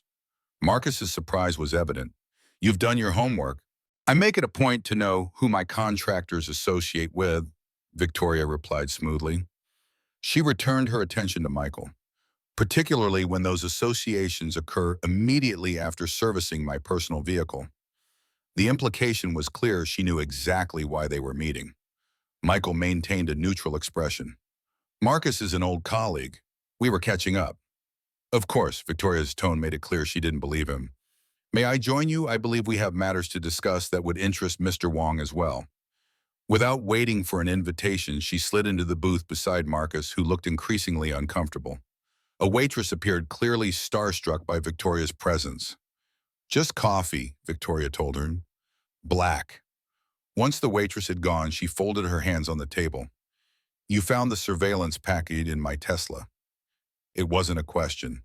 Michael saw no point in denying it. "Yes. And rather than reporting it officially, you photographed it and brought those images to a cybersecurity expert." Her gaze flicked to Marcus, presumably to determine who might be monitoring my vehicle and why. Marcus shifted uneasily. "Ms. Reynolds, I think there's been a misunderstanding." "There's no misunderstanding, Mr. Wong," Victoria interrupted. "Michael discovered unauthorized surveillance equipment in my vehicle. Equipment I was unaware of until approximately 4 hours ago, when a routine security sweep of my garage detected transmission signals." Michael frowned. "You didn't know about it?" "Of course not." For the first time, a flash of genuine emotion crossed Victoria's face, anger quickly controlled. "Someone has been monitoring my private conversations, my movements without my knowledge or consent. The question is who?" The three sat in tense silence as the waitress delivered Victoria's coffee. After she departed, Victoria continued in a lowered voice. "I had my security team examine the vehicle. They confirmed what you found, Mr. Anderson. Professional-grade surveillance, expertly installed. Not government issue, they have more sophisticated methods, but high-end corporate espionage equipment." "You think it's a rival company?" Michael asked, watching her carefully. Victoria's eyes met his, her gaze calculating. "That would be the obvious conclusion. Reynolds Technologies has many competitors who would value insight into my movements and conversations." She took a sip of her coffee. "But I don't believe in obvious conclusions, Mr. Anderson, especially not when my daughter has recently been asking pointed questions about her father's accident." Michael kept his expression neutral, though his pulse quickened. "I'm not sure I follow." "Don't insult my intelligence," Victoria said sharply. "Emma visited your shop this afternoon. After 5 years of refusing therapy, rejecting every attempt at maternal connection, my daughter suddenly develops an interest in automotive maintenance from a man she met once during a minor roadside emergency." Her eyes narrowed. "She's enlisted you in her investigation, hasn't she?" Marcus looked between them, clearly wishing he were elsewhere. "I should probably—" "Stay exactly where you are, Mr. Wong," Victoria commanded. "Your expertise may be required." She returned her attention to Michael. Well, Michael weighed his options. Denying Emma's concerns would protect the girl's confidence, but potentially alienate Victoria, who might be an ally, if she truly didn't know about the surveillance. Admitting the truth risked betraying Emma if Victoria was involved in whatever conspiracy the teenager feared. Emma has concerns, he finally acknowledged, about inconsistencies in the official story of her father's accident. Victoria's expression didn't change, but her knuckles whitened around her coffee cup. My daughter believes I had something to do with her father's shooting. She believes someone at Reynolds Technologies might have been involved, Michael clarified. She found financial discrepancies her father had flagged before the incident, something called Project Nightshade. At the mention of the project name, Victoria's composure cracked. Coffee sloshed over the rim of her cup as she set it down too forcefully. Where did she hear that name? From her father, before the shooting. Victoria closed her eyes briefly, her breathing controlled. When she opened them again, the vulnerability had vanished, replaced by steely determination. Mr. Anderson, Mr. Wong, I find myself in the unusual position of needing allies I can trust. It appears my company has been compromised from within. Marcus glanced at Michael. He said, Reynolds, with all due respect, this sounds like an internal corporate matter, one that might be better handled by law enforcement or, if I wanted law enforcement involved, Mr. Wong, they would be here instead of me, Victoria interrupted. What I need are individuals with specific skills who operate outside Reynolds Technologies' sphere of influence. She looked directly at Michael. You worked on advanced propulsion systems at Westbrook. Before that, you had defense contracts requiring security clearance. Michael frowned. How do you know about my defense work? Those projects were classified. I make it my business to know who I'm dealing with, Victoria replied. Just as I've made it my business to investigate every senior executive at Reynolds Technologies following the discovery of financial irregularities in the aerospace division. Project Nightshade, Michael said. Victoria nodded grimly. A development initiative that doesn't exist in any official company records yet has consumed millions in R&D funds over the past 3 years. She leaned forward. Funds authorized using security protocols, only 2 people could access, myself and my ex-husband, David Reynolds. But you didn't authorize it, Michael surmised. No, nor did David, according to the financial forensics I've had conducted quietly over the past month. Victoria's expression hardened. Someone has been using falsified authorization to develop technology under Reynolds Technologies' umbrella without board knowledge or regulatory oversight. Marcus whistled softly. That's impressive and terrifying. Indeed. Victoria's gaze remained fixed on Michael. When Emma began asking questions about her father's accident, I assumed it was part of her ongoing psychological struggle, her way of processing trauma. I never imagined she had actual evidence. She has more than suspicions, Michael confirmed. She has access codes, financial records, messages from her father. Codes that shouldn't still work, Victoria mused, unless someone wanted them to. The implication hung in the air. Emma might be being manipulated, led down a predetermined path by whoever was behind Project Nightshade. So what exactly are you proposing? Michael asked, still wary of Victoria's sudden candor. An alliance, she replied simply. I need to know what's being developed under my company's name without my knowledge. I need to know who's behind it, who authorized the surveillance on my vehicle, and most importantly, whether these elements are connected to David's shooting. And Emma, Michael pressed, where does she fit into this alliance? Victoria's expression softened marginally. My daughter hasn't trusted me since the divorce. After David's accident, that distrust calcified into something deeper. She believes I chose the company over their father. She met Michael's gaze directly. She trusts you. For whatever reason, she's opened up to you in a way she hasn't to anyone in years. So you want me to, what, spy on your daughter for you? I want you to protect her, Victoria corrected sharply. If someone at Reynolds Technologies arranged for my ex-husband to be shot for investigating Project Nightshade, then Emma is in danger by pursuing the same investigation. I can't protect her. Directly, she won't let me close enough to try my own. Michael considered this, weighing Victoria's apparent sincerity against the possibility of manipulation. And if I agreed to this alliance, what exactly would it entail? You continue the automotive lessons with Emma, giving you legitimate reason for contact. You keep me informed of what she discovers, what she's planning. Meanwhile, Mr. Wong, she turned to Marcus, would examine the surveillance equipment, determine who's monitoring my movements, and how extensive their access might be. And what do we get in return, Marcus asked, besides potential targeting by whoever's behind this corporate conspiracy? Victoria's smile was thin. Besides compensation commensurate with the risk, access to Reynolds Technologies' resources for your investigation, and my personal guarantee of protection should the situation escalate. Michael exchanged glances with Marcus. The offer was tempting but fraught with danger. If Victoria was being truthful, her resources could prove invaluable in uncovering the truth. If she was lying, if she was actually involved in whatever conspiracy Emma feared, then accepting her offer would place them directly under her control. I need to think about it, Michael said finally. Victoria nodded unsurprised. Understandable, but don't think too long, Mr. Anderson. Whoever is behind Project Nightshade has already demonstrated a willingness to eliminate obstacles. She rose from the booth. I'll expect your answer by tomorrow morning. After she departed, Marcus let out a long breath. Well, that was intense. You certainly have interesting clients these days, Mike. Michael ran a hand through his hair. It gets more complicated. The CFO, Garrett Phillips, visited my shop this morning, made veiled threats about my son if I helped Emma with her conspiracy theories. Marcus's eyes widened. Jesus, Mike, what have you gotten yourself into? I wish I knew. Michael checked his watch, suddenly anxious about having left Noah for so long. I need to get back to my son. Of course, Marcus hesitated. For what it's worth, I think Reynolds was telling the truth about not knowing about the surveillance, at least. Her reaction when you mentioned Project Nightshade seemed genuine.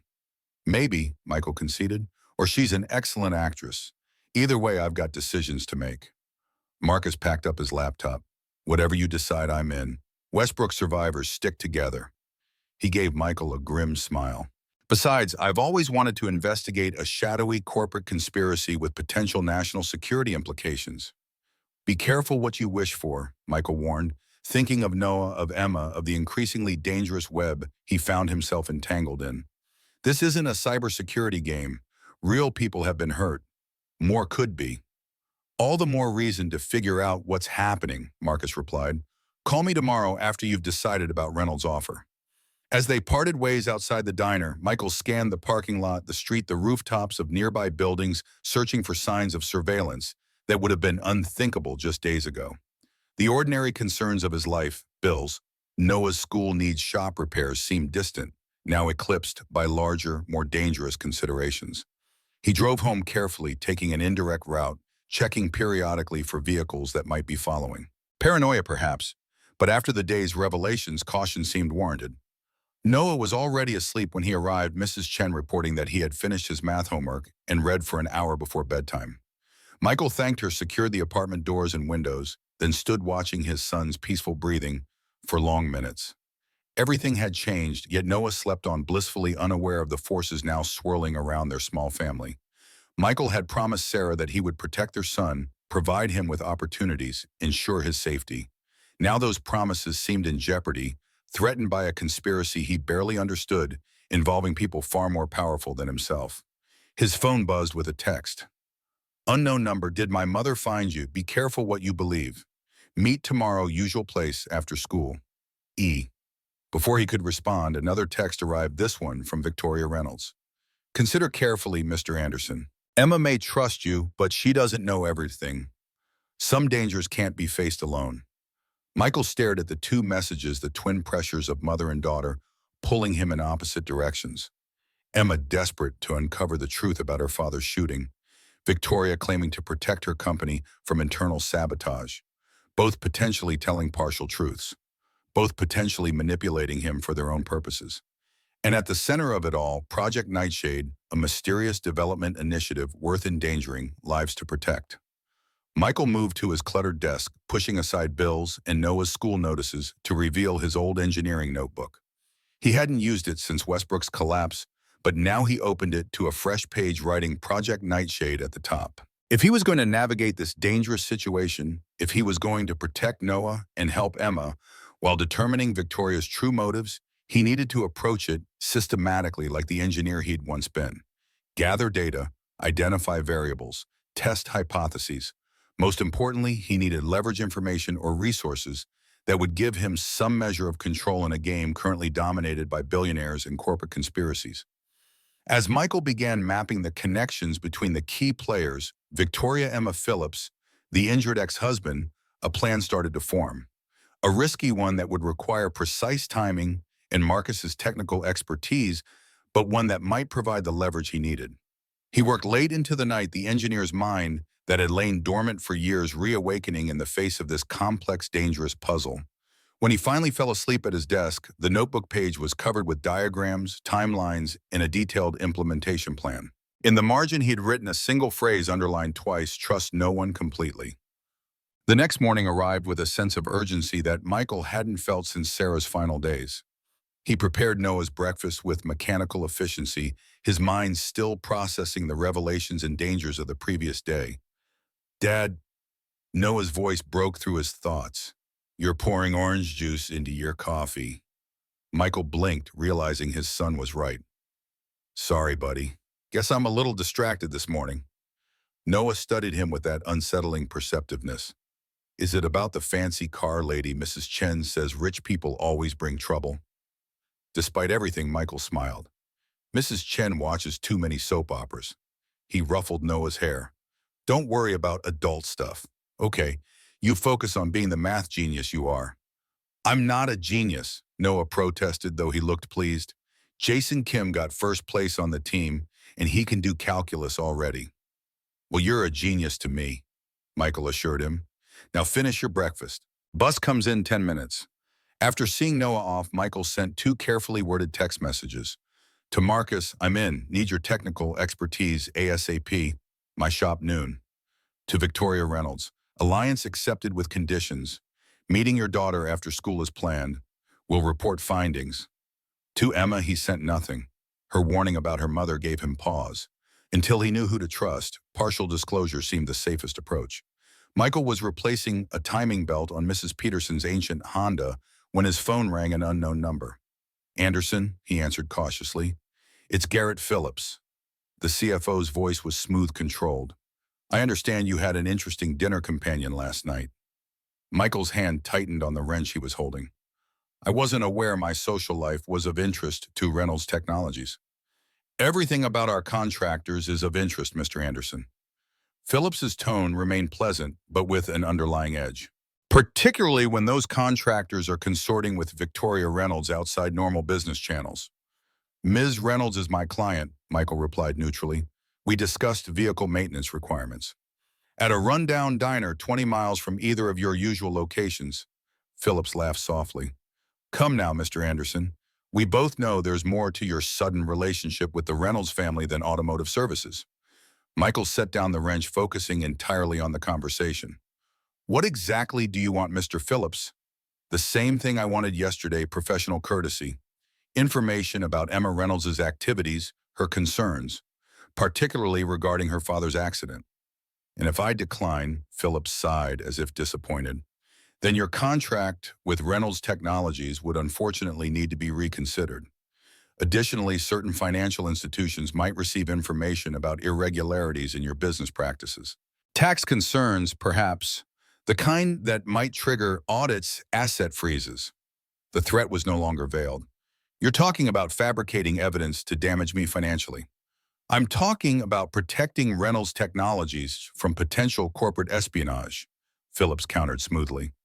"Victoria has become erratic since discovering certain financial discrepancies. Her judgment is compromised. The board is concerned." Michael processed this new information. If Phillips was telling the truth, Victoria's own board might be moving against her, which aligned with her claim about internal company sabotage. But it contradicted Emma's belief that Victoria herself was involved in Project Nightshade. "I'm just a mechanic, Mr. Phillips," Michael said carefully. "Corporate politics are beyond my pay grade. Yet here you are meeting privately with the CEO, consulting with cybersecurity experts, entertaining the conspiracy theories of a troubled teenager." Phillips' voice hardened. "Choose your side carefully, Mr. Anderson. Victoria Reynolds is not as untouchable as she appears." The line went dead, leaving Michael staring at his phone. The stakes were escalating rapidly. Phillips had just revealed that Victoria's position at her own company might be precarious information that could be valuable leverage or a carefully crafted lie designed to isolate her. One thing was increasingly clear. Reynolds Technologies was fracturing from within, with battle lines being drawn between Victoria and at least some members of her executive team. And somehow Project Nightshade was at the center of the conflict. Michael returned to Mrs. Peterson's Honda, completing the repair on autopilot while his mind worked through scenarios and contingencies. By the time Marcus arrived at noon, he had formulated a more comprehensive plan. "You look like hell," Marcus observed, setting a heavy equipment case on the workbench. "Rough night, you could say that." Michael locked the shop door, flipping the "closed for lunch" sign. "The situation's more complicated than we thought. Phillips called this morning. Threatened financial retaliation if I don't spy on Emma for him." Marcus whistled. "So we've got the CEO wanting you to protect her daughter while reporting back, and the CFO wanting you to spy on the same daughter while reporting to him." He shook his head. "Corporate politics are brutal." "This goes beyond office politics," Michael replied grimly. "Phillips implied that Victoria's position as CEO is at risk, that the board is concerned about her judgment." "A power play," Marcus mused. "Classic corporate coup strategy: isolate the target, question their mental stability, then strike when they're vulnerable." Maybe Victoria really is unstable and Phillips is legitimately concerned about company security. Michael ran a hand through his hair. "Without more information, it's impossible to know who's telling the truth." "So what's the plan?" Michael gestured to the equipment case. "That depends on what you brought me." Marcus grinned, opening the case to reveal an array of electronic components, tablets, and specialized tools. "The latest in counter-surveillance technology. If someone's watching, we'll know who and how." He pulled out a tablet. "But first, those photos you took of the surveillance package in Reynolds' Tesla." For the next hour, they analyzed the images Michael had captured, with Marcus providing increasingly impressed commentary on the sophistication of the installation.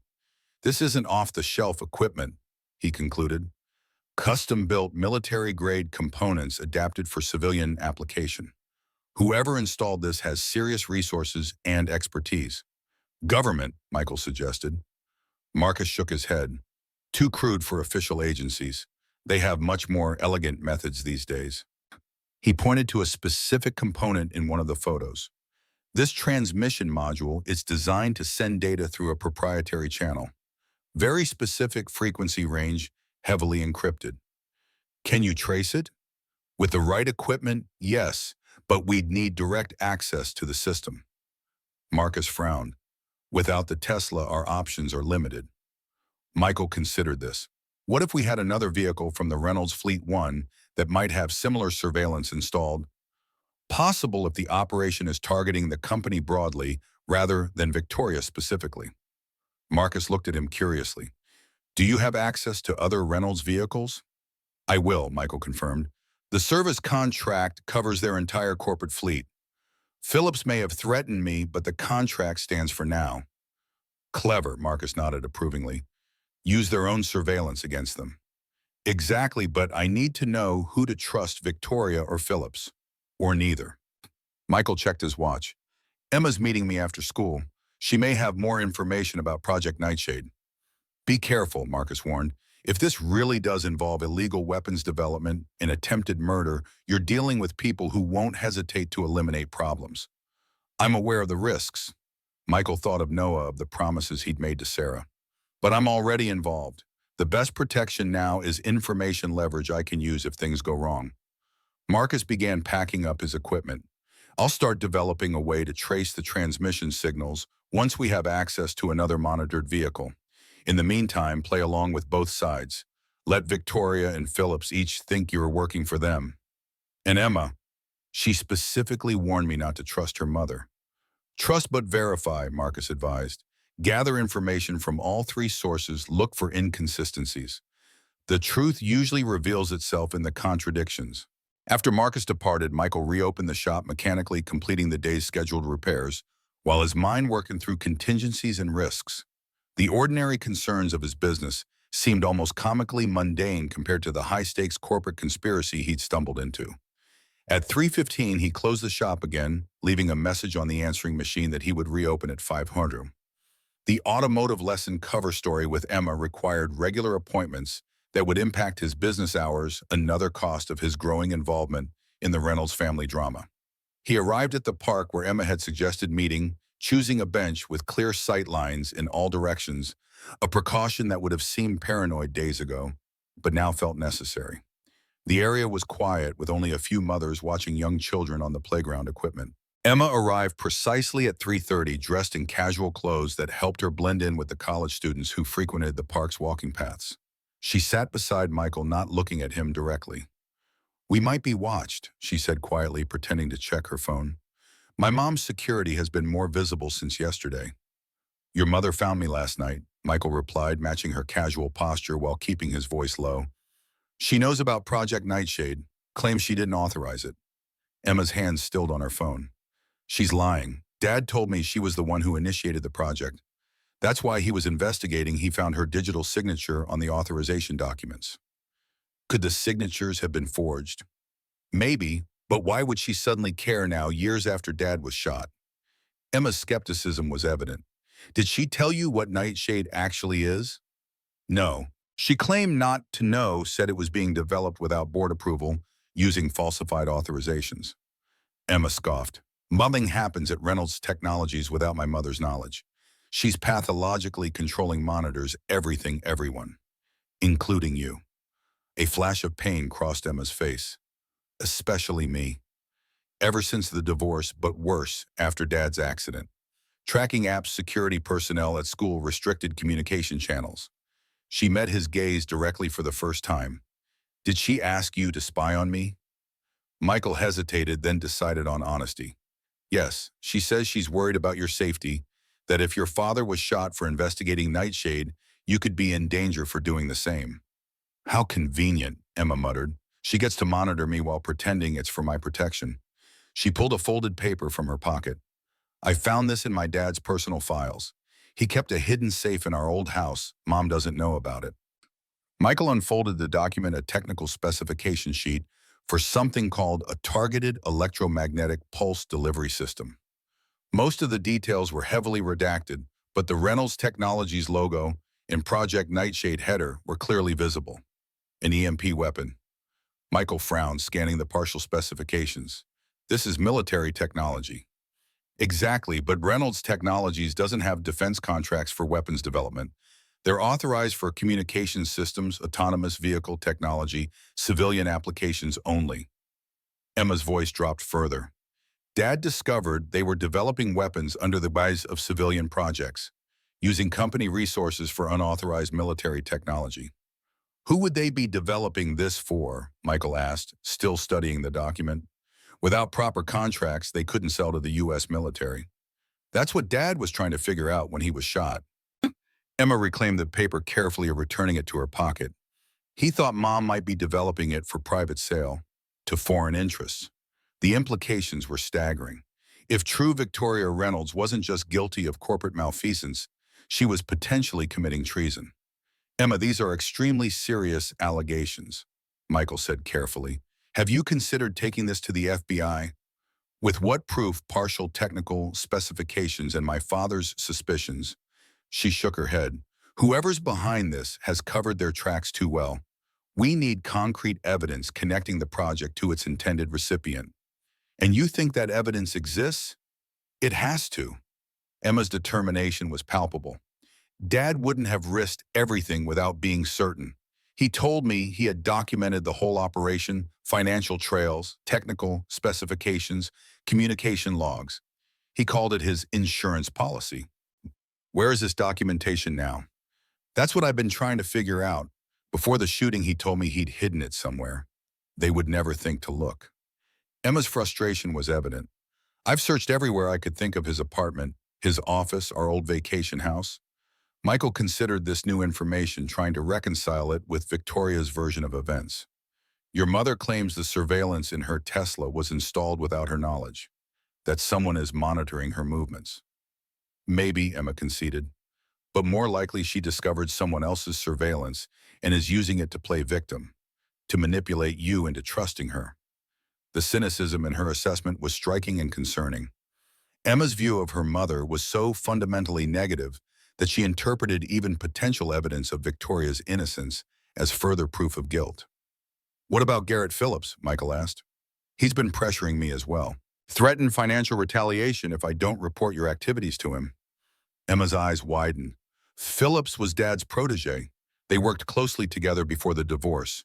She considered this new angle.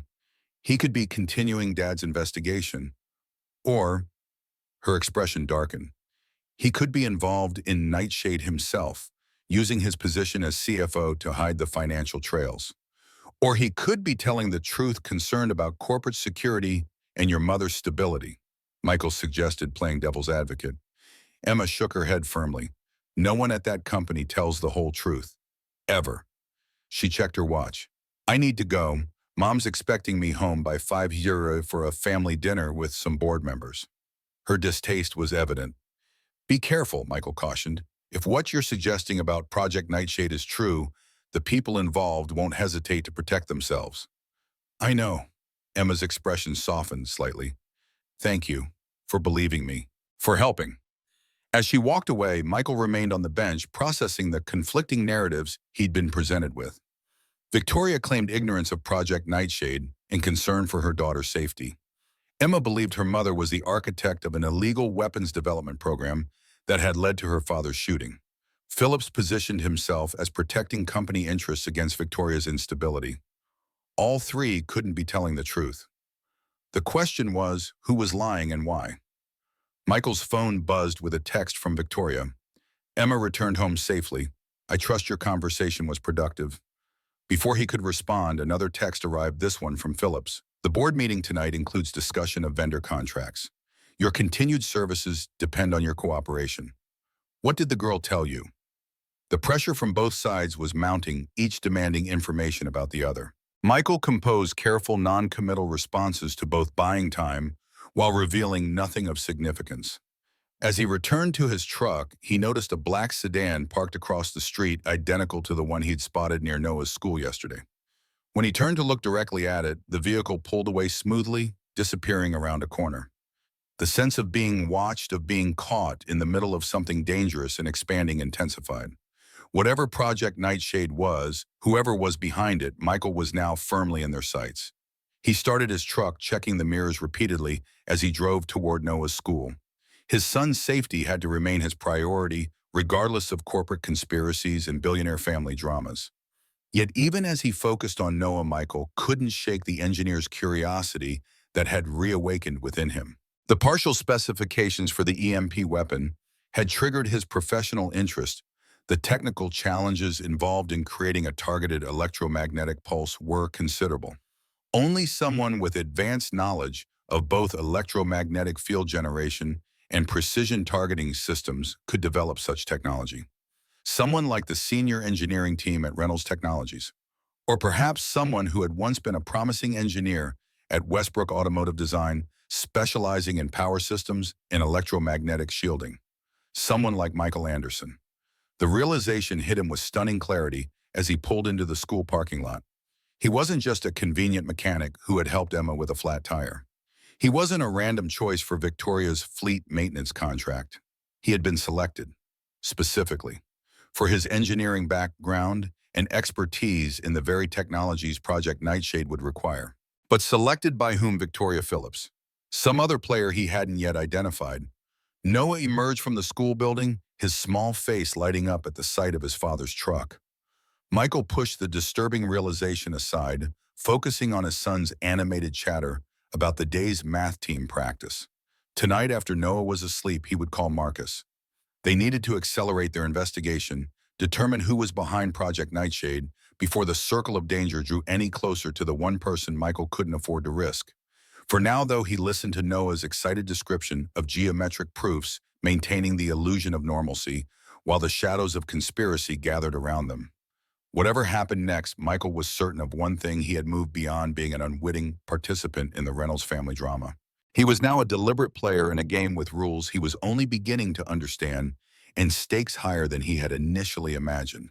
The question was no longer whether he would become involved, but how far he was willing to go to protect his son, help Emma, and uncover the truth behind Project Nightshade. And somewhere in the labyrinth of Reynolds Technologies, behind secure doors and firewalled servers, The project continued its development, a weapon powerful enough to justify attempted murder, corporate espionage, and the fracturing of one of America's most powerful technology dynasties. The Reynolds Technologies board meeting was still in progress when Michael's phone rang shortly after 9 p.m. Noah had fallen asleep an hour earlier, exhausted from math team practice and the excitement of his new position. Michael had been reviewing the partial specifications for the EMP weapon that Emma had shown him, his engineer's mind reconstructing the missing components when Victoria's name flashed on his screen. Mr. Anderson. Her voice was tight, controlled, but with an undercurrent of tension he hadn't heard before. I need you at the office, immediately. Michael glanced at Noah's bedroom door. It's late, Miss Reynolds. My son, bring him, he can sleep in my private suite. This is not optional. Before he could protest further, she added, Phillips has moved against me.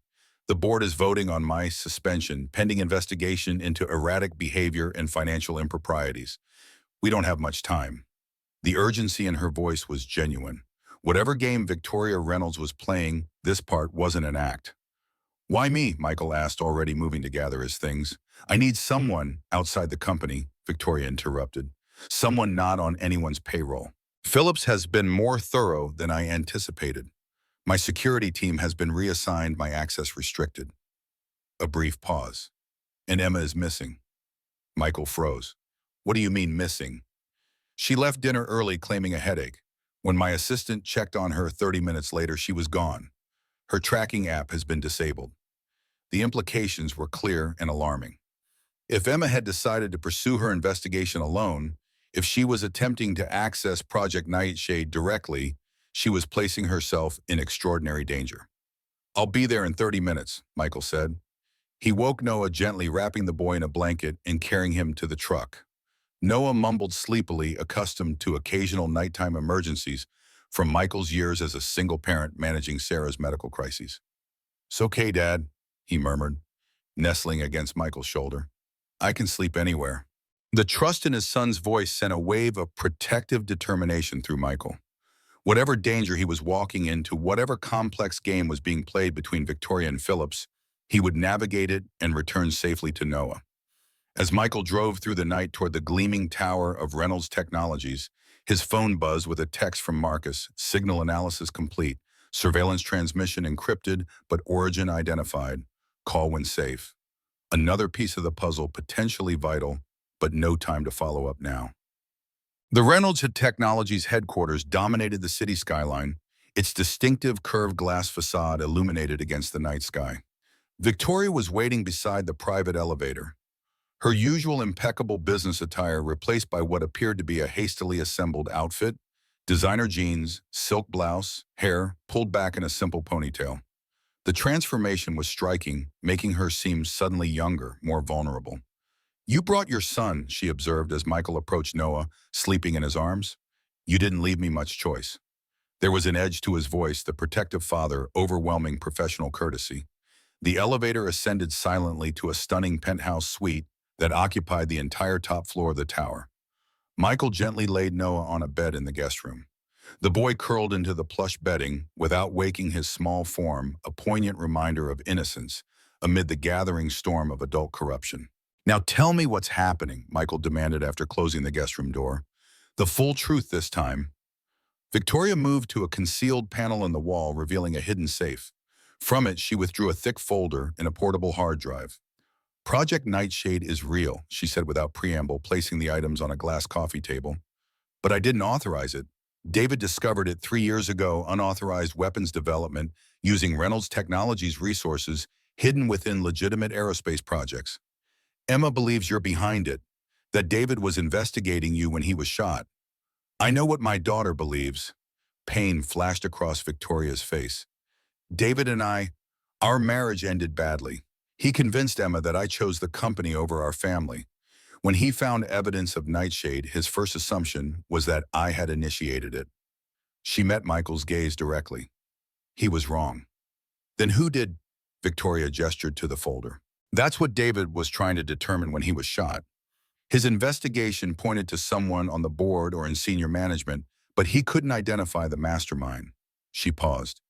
Until the night before the shooting. He called me the first civil conversation we'd had in months, saying he needed to meet urgently, that he'd discovered who was behind Nightshade and why. He never told you who it was.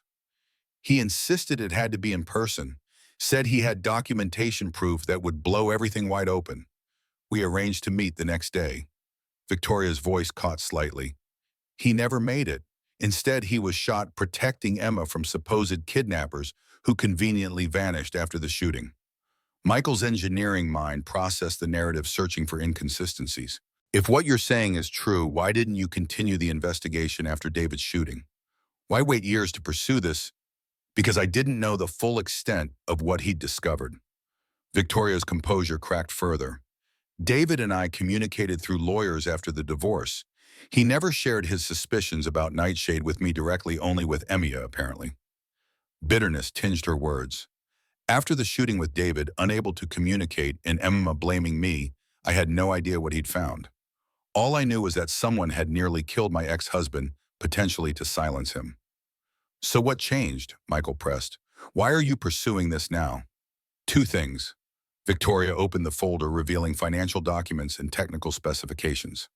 First, our aerospace division has been consistently exceeding performance projections while simultaneously requesting additional R&D funding without corresponding product development. When I began investigating, I found the same financial irregularities David had flagged years ago. And second, Emma's behavior changed. She became secretive, started asking questions about her father's accident, requesting access to financial records. Victoria's eyes met Michael's. I had her under surveillance. Yes, I'm aware of how that sounds, but it was for her protection. My security team reported she was researching electromagnetic pulse technology, visiting secure areas of the company campus, accessing her father's old files. Michael's phone rang, Marcus calling back. He answered, putting it on speaker. Michael, where are you? Marcus's voice was tense with urgency.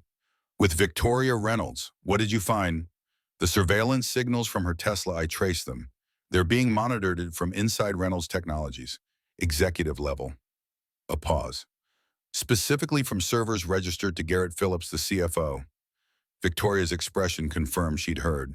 Her face hardened into something cold and dangerous, a glimpse of the ruthless determination that had built a technology empire. Phillips, she said softly. Of course, David's protege, the one person who understood the financial systems well enough to hide a black-budget project. Michael returned his attention to the phone. Marcus, we need your help. Emma Reynolds is missing, possibly at the Aerospace Division's development facility. The Nightshade site, Marcus's voice sharpened. Mike, that place has military-grade security. If she's there without authorization...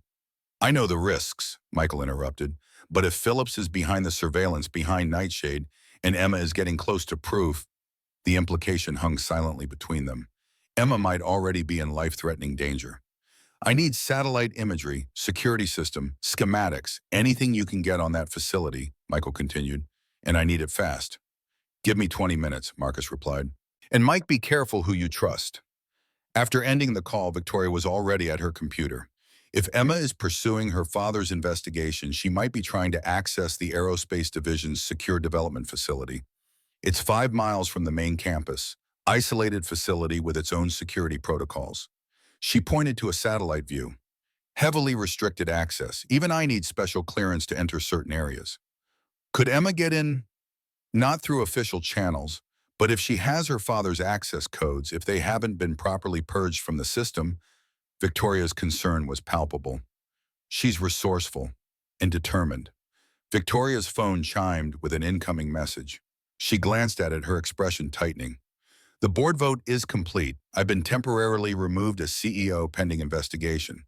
Phillips has been named interim chief executive. The speed of the coup was impressive and alarming. He's consolidating power, Michael observed, removing obstacles, including me.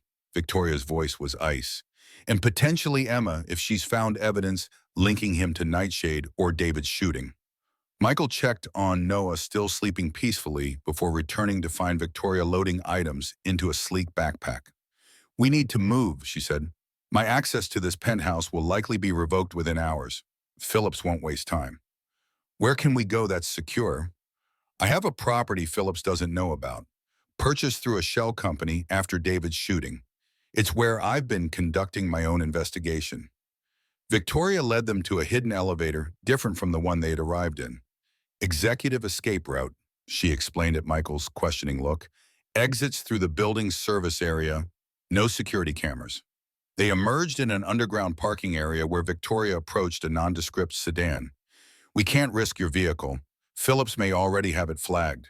As they drove into the night, Michael's thoughts turned to what Marcus had discovered. If Phillips is monitoring your vehicles, your usual locations.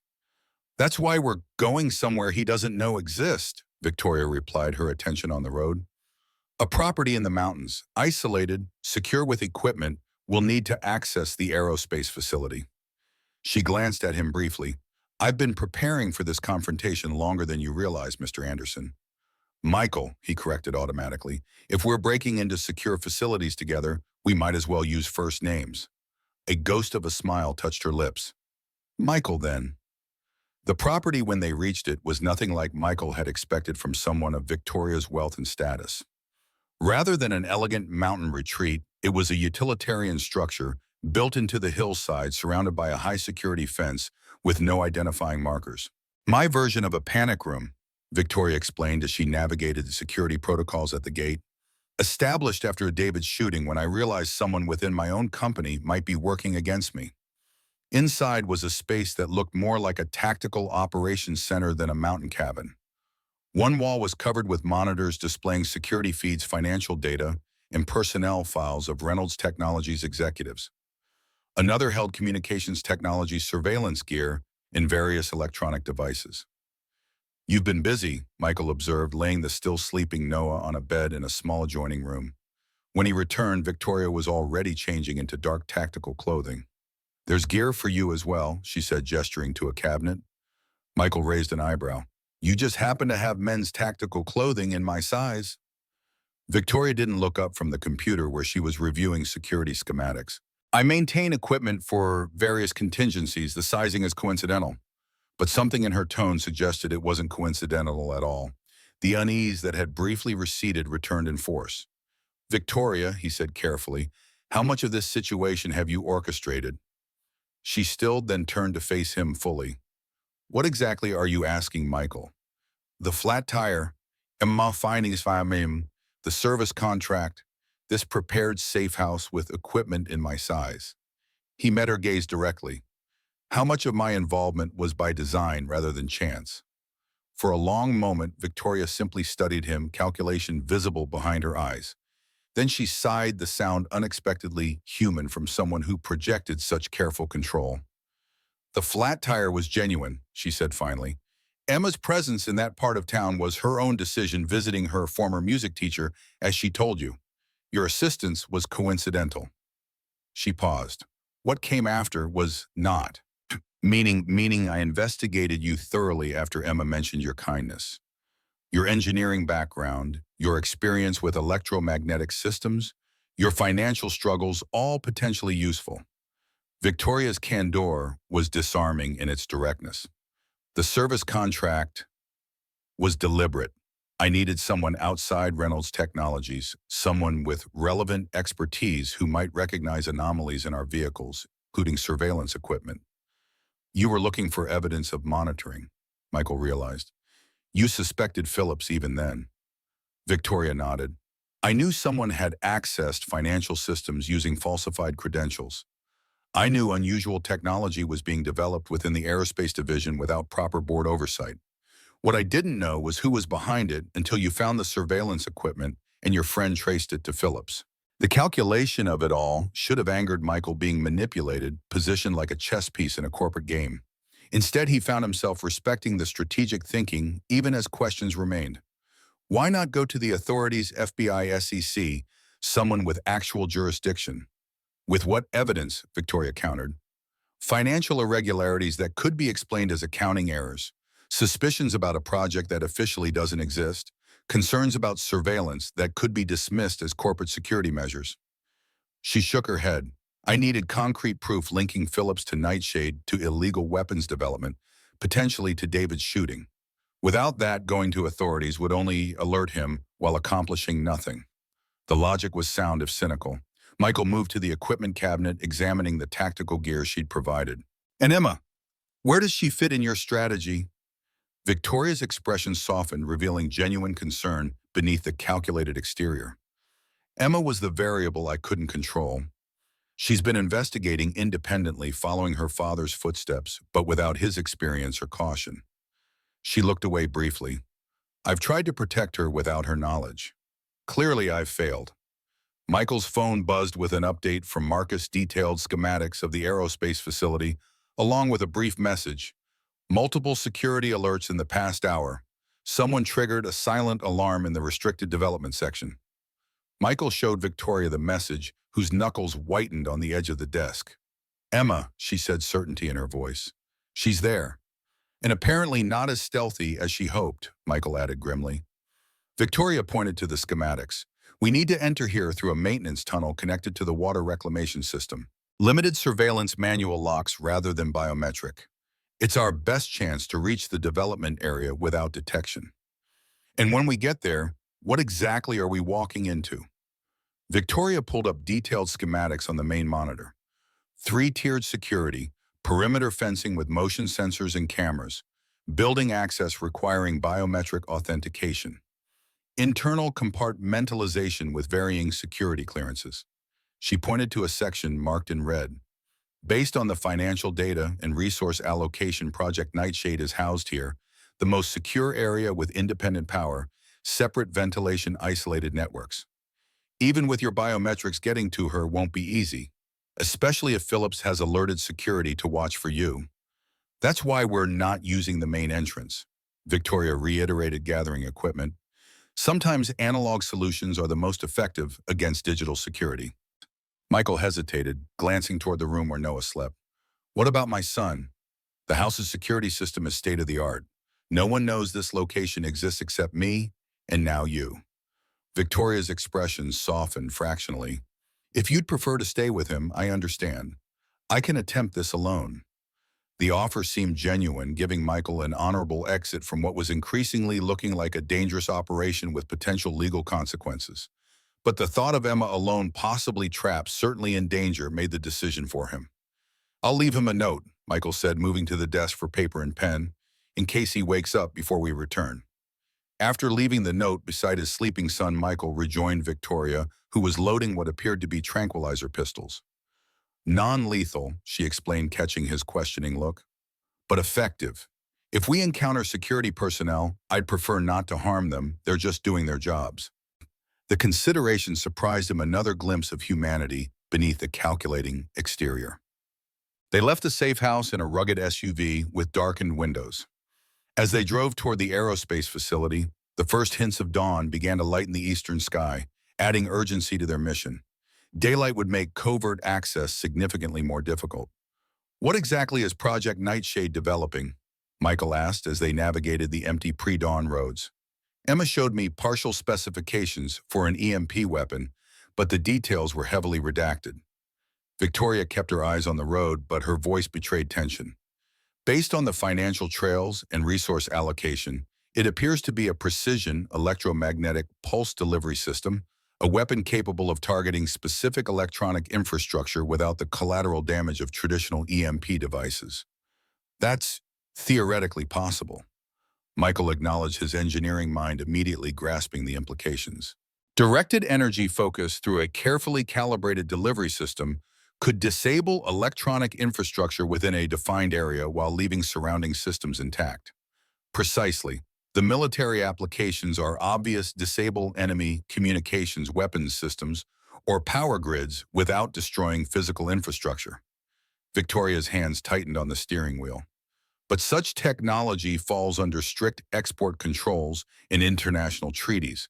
Developing it secretly, potentially for sale to unauthorized parties, would be illegal at multiple levels, Michael finished, and worth killing to protect.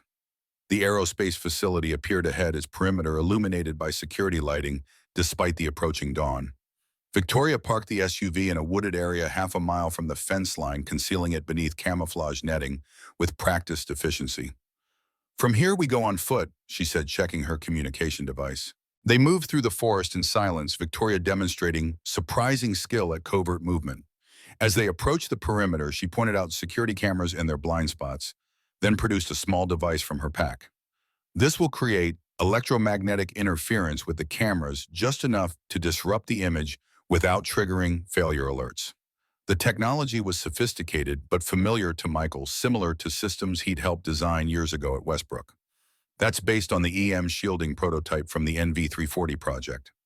Victoria glanced at him, something like respect in her expression. You recognize it. I helped design the original concept. With the cameras temporarily blinded, they approached the fence. Victoria produced compact cutting tools, making short work of the chain link barrier. They slipped through, quickly moving to the shadow of a maintenance shed that concealed them from other security measures. The access tunnel was below a service cover nearby. Working together, they removed the grate and descended into a dimly lit concrete passage. This way, Victoria whispered, consulting a small tablet that displayed the tunnel system layout. We need to follow this passage for approximately 200 meters, then access a maintenance shaft that will bring us into the facility's sublevel. If Emma triggered security alerts, why haven't we seen increased patrol activity? Michael asked quietly as they approached the maintenance shaft.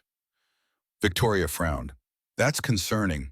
Either security didn't respond properly or they're handling the situation internally, Michael finished grimly, without involving regular security personnel. The implication hung between them. If Phillips was behind Project Nightshade, if he was developing illegal weapons technology, he might have specialized security operating outside normal protocols. Security that would handle intruders with extreme prejudice. The maintenance shaft led them to a dimly lit utility corridor.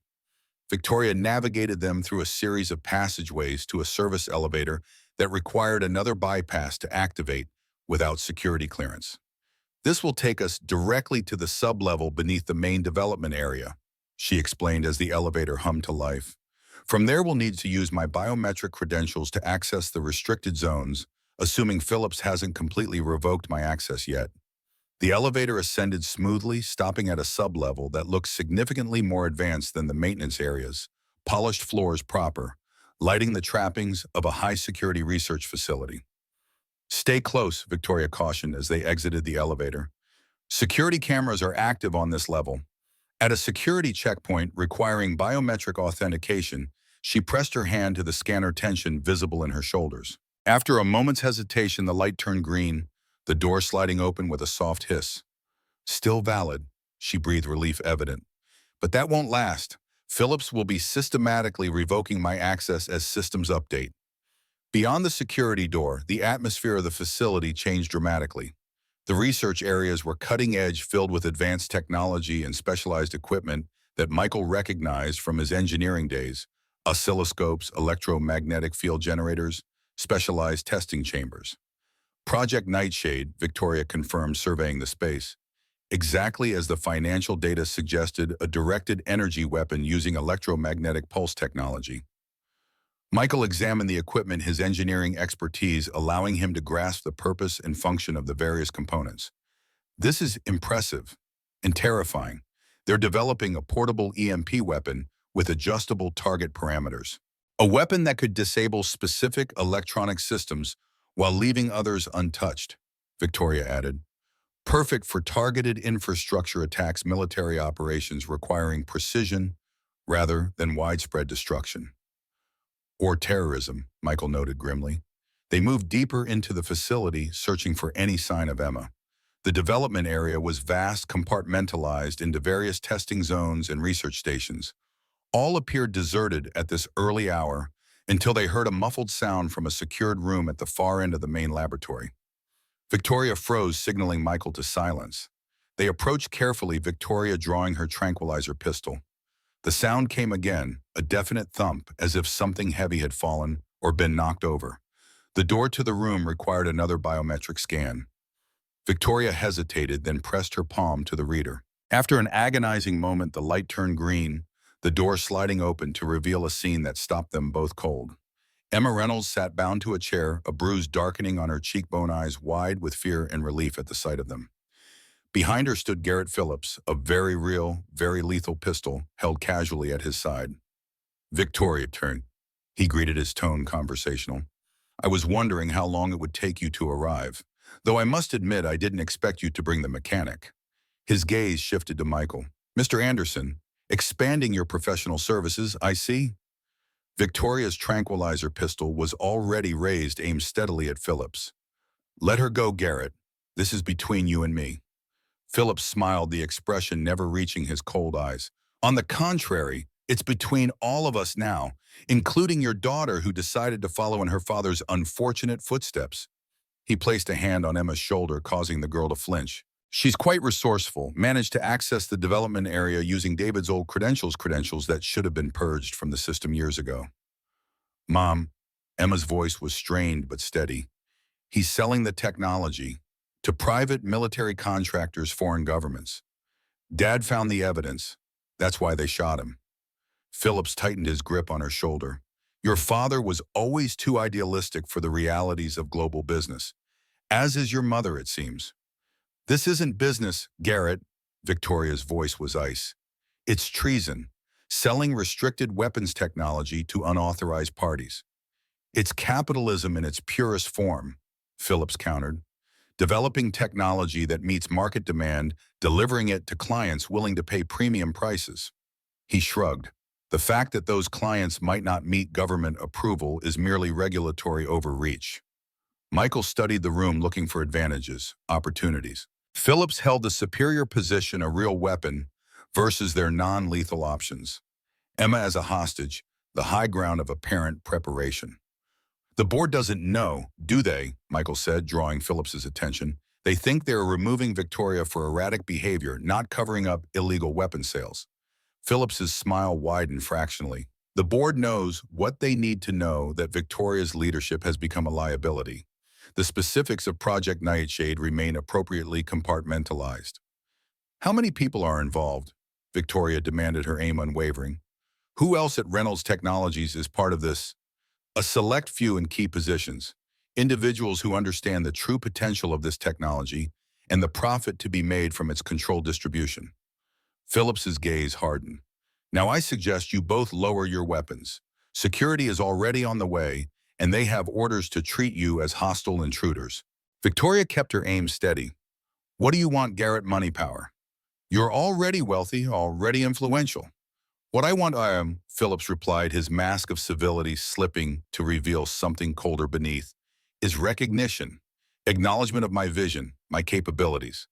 For years, I executed David's financial strategies, implemented your technological roadmaps, always the facilitator, never the innovator. His voice hardened. Project Nightshade is mine. Conceived, developed, and marketed under my direction.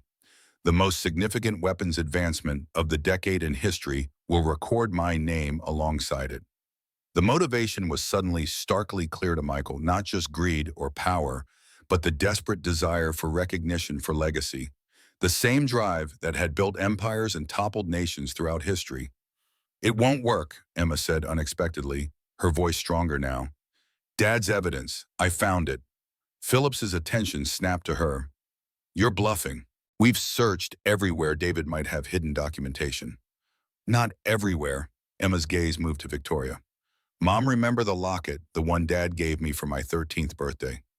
Victoria frowned momentarily, then understanding dawned in her eyes. The USB locket. What is she talking about? Phillips demanded, his composure cracking further. Insurance policy, Emma replied, a hint of her father's determination showing through her fear. Everything Dad discovered about Project Nightshade, the client list, the financial trails, your authorization codes used to access secure systems. She managed a small, defiant smile. All uploaded to a secure server that will release the information to federal authorities if I don't enter a verification code every 24 hours. It was a bluff, it had to be. Michael could see it in the slight tension around Emma's eyes, the carefully controlled breathing. But it was a good bluff rooted in just enough plausibility to create doubt. Phillips wasn't entirely convinced. You expect me to believe David entrusted that level of security protocol to a teenage girl? He trusted me, Emma replied simply, more than he trusted anyone at Reynolds Technologies, including my mother. The implied slight toward Victoria was deliberate. Michael realized maintaining the fiction of mother-daughter estrangement to make the bluff more believable. Victoria seemed to understand as well, her expression remaining carefully neutral. If what Emma says is true, Michael interjected, your window for damage control is closing Phillips. Once that information reaches federal authorities, Phillips's facade of control was visibly crumbling, calculation and desperation warring in his expression. You're lying, all of you. Am I? Emma challenged. How do you think I found this facility? How did I access the development area Dad left me? Everything I needed, including evidence of your involvement in his shooting. This last claim was clearly a step too far. Phillips's expression hardened, his weapon rising to point directly at Emma. Enough! I don't know what game you are playing, but it ends now. The situation was deteriorating rapidly. Michael tensed, preparing to move, though what he could accomplish against an armed opponent without endangering Emma remained unclear. The decision was taken from him when Victoria fired her tranquilizer pistol in one smooth motion. The dart struck Phillips in the neck, causing him to stagger backward, his own weapon discharging into the ceiling as he fell. The sound of the gunshot echoed through the facility, surely alerting any security personnel in the vicinity. Victoria was already moving to Emma, using a knife from her tactical gear to cut the zip ties binding her daughter's wrists. Are you hurt? She demanded, examining the bruise on Emma's cheek. I'm okay, Emma assured her, rubbing her wrists as she stood. But we need to go now. Phillips wasn't bluffing about security. There's a specialized team for Project Nightshade separate from regular facility personnel. Michael checked Phillips, confirming he was unconscious from the tranquilizer. What about him? Leave him, Victoria said grimly. Our priority is getting Emma out safely. Wait, Emma moved to a computer terminal, typing rapidly. We need evidence. Something concrete linking Phillips to illegal technology sales. Emma, there's no time, Victoria urged, the sound of distant voices and footsteps already audible from the corridor outside. Just a minute, Emma insisted, her fingers flying over the keyboard. Dad showed me how to access the hidden project files. If I can just there, the screen displayed financial records, client communications, technical specifications, a damning collection of evidence documenting Project Nightshade's development and intended distribution to unauthorized parties. Download it, Michael suggested urgently. Emma was already connecting a small device to the computer. On it. Victoria moved to the door, peering out cautiously. Security is mobilizing, 2 teams converging from opposite directions. How many? Michael asked, joining her at the door. At least 6 that I can see, tactically equipped. Victoria's expression was grim. We're outnumbered and outgunned. Emma joined them, tucking the data device into her pocket. The maintenance shaft we use to access the sub-level, can we reach it from here? Victoria checked her tablet. Yes, but we'd have to cross the main development area directly in the path of one security team. What about other exits? Michael pressed. There's an emergency evacuation route, Emma suggested. I saw it on the facility schematics when I was accessing the system. It leads to a secure bunker outside the main perimeter. Victoria looked at her daughter with newfound respect. That might work, but those routes are typically secured with high-level clearance requirements. Phillips's clearance, Emma replied, holding up a security badge she'd taken from the unconscious man. Combined with your biometrics, it should get us through. The sound of approaching security grew louder. They needed to move immediately. Which way? Michael asked, readying his tranquilizer pistol. Emma pointed to a corridor branching off from the main laboratory. Through there, past the testing chambers, then down to sub-level B. The evacuation route is accessed through a secure airlock designed for emergency containment scenarios. They moved quickly, Victoria taking point with Michael, covering their rear. The facility's lights had shifted to a pulsing red emergency mode alarms, sounding in distant sections as security protocols activated. The testing chambers Emma had mentioned were impressive and disturbing specialized environments designed to measure the effects of electromagnetic pulse weapons on various electronic systems. Michael recognized automotive components, communication devices, even medical equipment among the test subjects. They've been thorough, he noted grimly as they passed. Testing effects on everything from basic electronics to life support systems.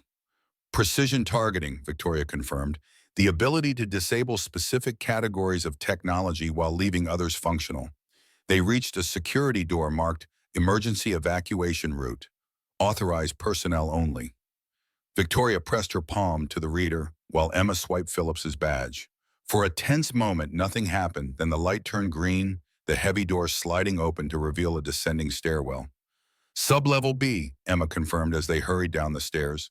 The evacuation bunker connects to an underground transit system designed for emergency personnel evacuation. At the bottom of the stairwell, another security door required the same combination of Victoria's biometrics and Phillips's badge. This time, however, the light remained red, access denied. Phillips must have initiated a security lockdown, Victoria realized. The system is rejecting his credentials now that unauthorized access has been detected. Michael found a manual override panel concealed near the floor. Using a multi-tool from Victoria's gear, he exposed the emergency release mechanism, a manual release designed to function even during power failures or system compromises. "Stand back," he warned, pulling the release lever with significant force. The door unlocked with a heavy mechanical thunk, revealing a utilitarian concrete tunnel illuminated by emergency lighting. The evacuation bunker was a Spartan facility designed for temporary shelter during catastrophic events. "The transit access should be here," Emma indicated a secured hatch in the floor of the bunker. This time, no electronic security barred their way, just a manual wheel lock that required significant strength to turn. Michael and Victoria worked together, gradually rotating the heavy mechanism until the hatch released with a hiss of equalizing pressure. Below was a small platform adjacent to a single-rail transit system, a secure personnel movement method that connected various Reynolds Technologies facilities across the extended campus. "Does this connect to the main campus?" Michael asked, examining the simple control panel on the platform. "Yes, but that would be too obvious," Victoria replied. "Security will monitor all movement toward headquarters." She studied the transit map displayed on a nearby panel. "There's a maintenance facility 3 kilometers east of here. Minimal personnel, especially at this hour." Emma was already accessing the control panel. "The system is automated, but destinations can be selected manually in emergency scenarios." Her fingers moved over the interface with practiced ease. "Maintenance facility selected. The car will depart in 30 seconds." They boarded the transit car, little more than an enclosed capsule with bench seating for 6 people, as the countdown completed. The door sealed automatically, the car accelerating smoothly along the single rail with surprising speed. "What's our plan once we reach the maintenance facility?" Michael asked. The immediate danger of capture temporarily receded. Victoria checked her tablet, which displayed a campus-wide map. "The facility has vehicle access for maintenance equipment. If we can appropriate transportation, we can exit the campus through the service entrance." "And then," Emma pressed, "Phillips's security team won't simply let us walk away with evidence of Project Nightshade. We need to get this information to the proper authorities," Victoria said firmly. "Federal investigators, not local law enforcement, who might be influenced by Reynolds Technologies." Michael thought of Noah still sleeping at Victoria's secure property. "First, we need to retrieve my son. Then we can determine the safest way to approach federal authorities." The transit car hummed along the rail, the illuminated tunnel flashing by as they moved away from the aerospace facility and its secrets. For a brief moment, the immediate threat seemed to have passed until an alarm began sounding within the small vehicle. "Security override," Emma reported, checking the control panel. "They're remotely accessing the transit system." The car began to decelerate, its automated systems responding to external commands. "Can you block it?" Victoria asked urgently. Emma shook her head. "Not from here. The manual controls are limited to destination selection, not security protocols." The car continued, slowing clearly, being directed to stop at an unplanned location. Through the front viewport, they could see another platform approaching, a small emergency access point rather than a proper station. "They're forcing us to stop at a security checkpoint," Victoria realized. "There will be armed personnel waiting." Michael assessed their options, which were severely limited in the confined space of the transit car. "We need to be ready to move the moment those doors open." Victoria nodded grimly, positioning herself near the door with her tranquilizer pistol ready. Michael took up a similar position on the opposite side while Emma crouched behind a seat, the precious data device clutched in her hand. The car came to a complete stop, locking into position at the emergency platform. Through the viewport, they could see 2 security personnel in tactical gear, weapons ready. "Remember, non-lethal force only," Victoria whispered.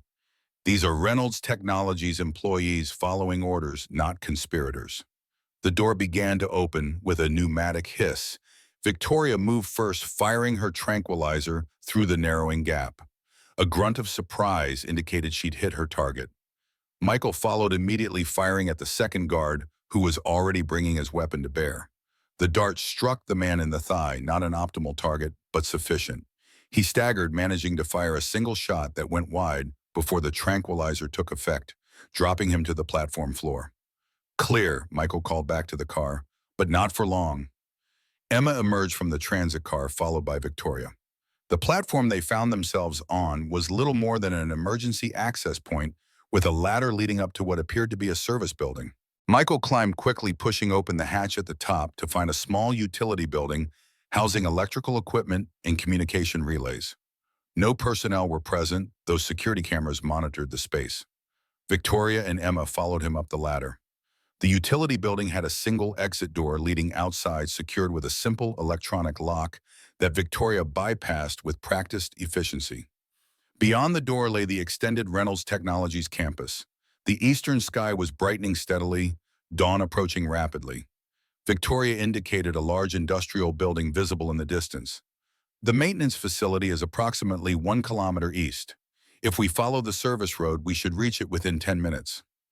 Too exposed, Michael cautioned, studying the open ground between their position and the maintenance facility. Security will have vehicles, aerial surveillance. We need cover. Victoria nodded toward a drainage channel that ran parallel to the service road. That provides some concealment. It won't be comfortable, but it should keep us out of direct line of sight. They moved quickly to the drainage channel, a concrete trough about 4 feet deep that provided adequate cover as long as they stayed low. Progress was slower than the direct route would have been, but they remained undetected. The channel eventually led them to a culvert passing beneath the service road, emerging near the rear of the maintenance facility, a large industrial building with vehicle bays, equipment storage, and minimal aesthetic consideration. Service entrance is on this side. Victoria indicated a personnel door separate from the larger vehicle bays, likely secured with standard employee access controls rather than high-level security. Victoria scanned her biometric credentials at the reader beside the door. The light remained yellow for several seconds, then finally turned green. The door unlocked with an audible click. Inside the maintenance facility was dimly lit and cavernous, filled with service vehicles, landscaping equipment, and the various machinery required to maintain a corporate campus of Reynolds Technologies size. No personnel were immediately visible, though lights in a distant office suggested at least some staff were on duty. Vehicles, Michael whispered, indicating a row of maintenance trucks parked near the main bay doors. Keys. Victoria pointed to a secure cabinet on the wall near what appeared to be a supervisor's office. The cabinet required employee credentials to open another test of Victoria's remaining access privileges. Once again, her biometrics were accepted, the cabinet unlocking to reveal dozens of labeled key sets. Perimeter maintenance, Victoria selected a specific key. These trucks have authorization to exit through service gates without additional clearance. As they turned toward the vehicles, a door opened at the far end of the facility. A maintenance worker emerged, coffee mug in hand, stopping abruptly at the sight of them. For a moment, everyone froze in mutual surprise. Then the worker's hand moved toward a radio at his belt. "Wait," Victoria called, her voice commanding despite the whispered volume. "Reynolds Technologies Security at Emergency. I need your assistance." The authority in her tone gave the man pause, clearly recognizing Victoria despite her tactical clothing and disheveled appearance. "Ms. Reynolds," he asked uncertainly, "there's a security alert out for you. All personnel are instructed to report sightings immediately." Victoria approached him slowly, hands visible to appear non-threatening. "I understand, but you should know that the alert was issued by individuals involved in illegal activities within the company. My daughter and I are in danger." The man looked confused, conflicted, caught between established protocols and the direct appeal from the company's founder standing before him. "If you make that call," Michael added, joining Victoria, "you'll be involving yourself in something bigger and more dangerous than you realize." The worker's gaze moved between them, then settled on Emma, specifically the bruise on her cheek. Something in his expression shifted human concern overriding corporate loyalty. "What do you need?" he asked finally. "Access to that service truck," Victoria indicated the vehicle whose key she held. and your silence for 30 minutes. After that, report whatever you feel is appropriate." The man considered this, then nodded slowly. "The East Service Gate has a shift change at 6:15. Security coverage will be minimal for approximately 3 minutes during handover procedures." Victoria checked her watch. "That's 7 minutes from now." "I can ensure the main bay doors are open," the worker offered. "Maintenance protocol. Nothing suspicious about it." "Thank you," Victoria said simply. The man nodded once more, then moved to a control panel on the wall. The massive bay doors began to rise, revealing the service yard beyond, and in the distance, the perimeter fence with its security gate. Michael, Victoria, and Emma moved quickly to the indicated truck, climbing inside with Victoria taking the driver's position. The vehicle started smoothly, its electric motor nearly silent. They pulled out of the bay, Victoria driving casually toward the East Service Gate as if on routine maintenance business. No security vehicles were visible in their immediate vicinity, but distant movement suggested teams were still searching the campus. 2 minutes to shift change, Victoria noted, checking the time. If our maintenance friend was correct, we'll have a brief window to exit without close scrutiny. As they approached the service gate, they could see the security procedure in progress. One team of guards preparing to depart as another arrived for the day shift. The momentary confusion of handover procedures was exactly as the maintenance worker had described. Victoria drove directly to the gate, presenting the vehicle's identification and her own credentials with calm authority. The distracted security personnel focused on their shift transition processed the exit request with minimal attention, a routine departure of a maintenance vehicle at the start of the workday. The gate opened and Victoria drove through at a measured pace, not too fast to trigger suspicion, but without hesitation that might invite closer inspection. Only when they had put several hundred yards between themselves and the Reynolds Technologies perimeter did any of them dare to speak. "We made it," Emma said, disbelief evident in her voice. "Not yet," Victoria cautioned, eyes on the road ahead. "Phillips will realize what happened soon enough. We need to get to the safe house, retrieve Noah, and determine our next steps." Michael turned to Emma in the back seat. "The evidence you downloaded, what exactly does it contain?" Emma pulled out the storage device, her expression grim but satisfied. "Everything. Financial records showing Phillips authorizing Project Nightshade development using falsified credentials. Technical specifications for the EMP weapon. Communications with potential buyers, including groups on international watch lists.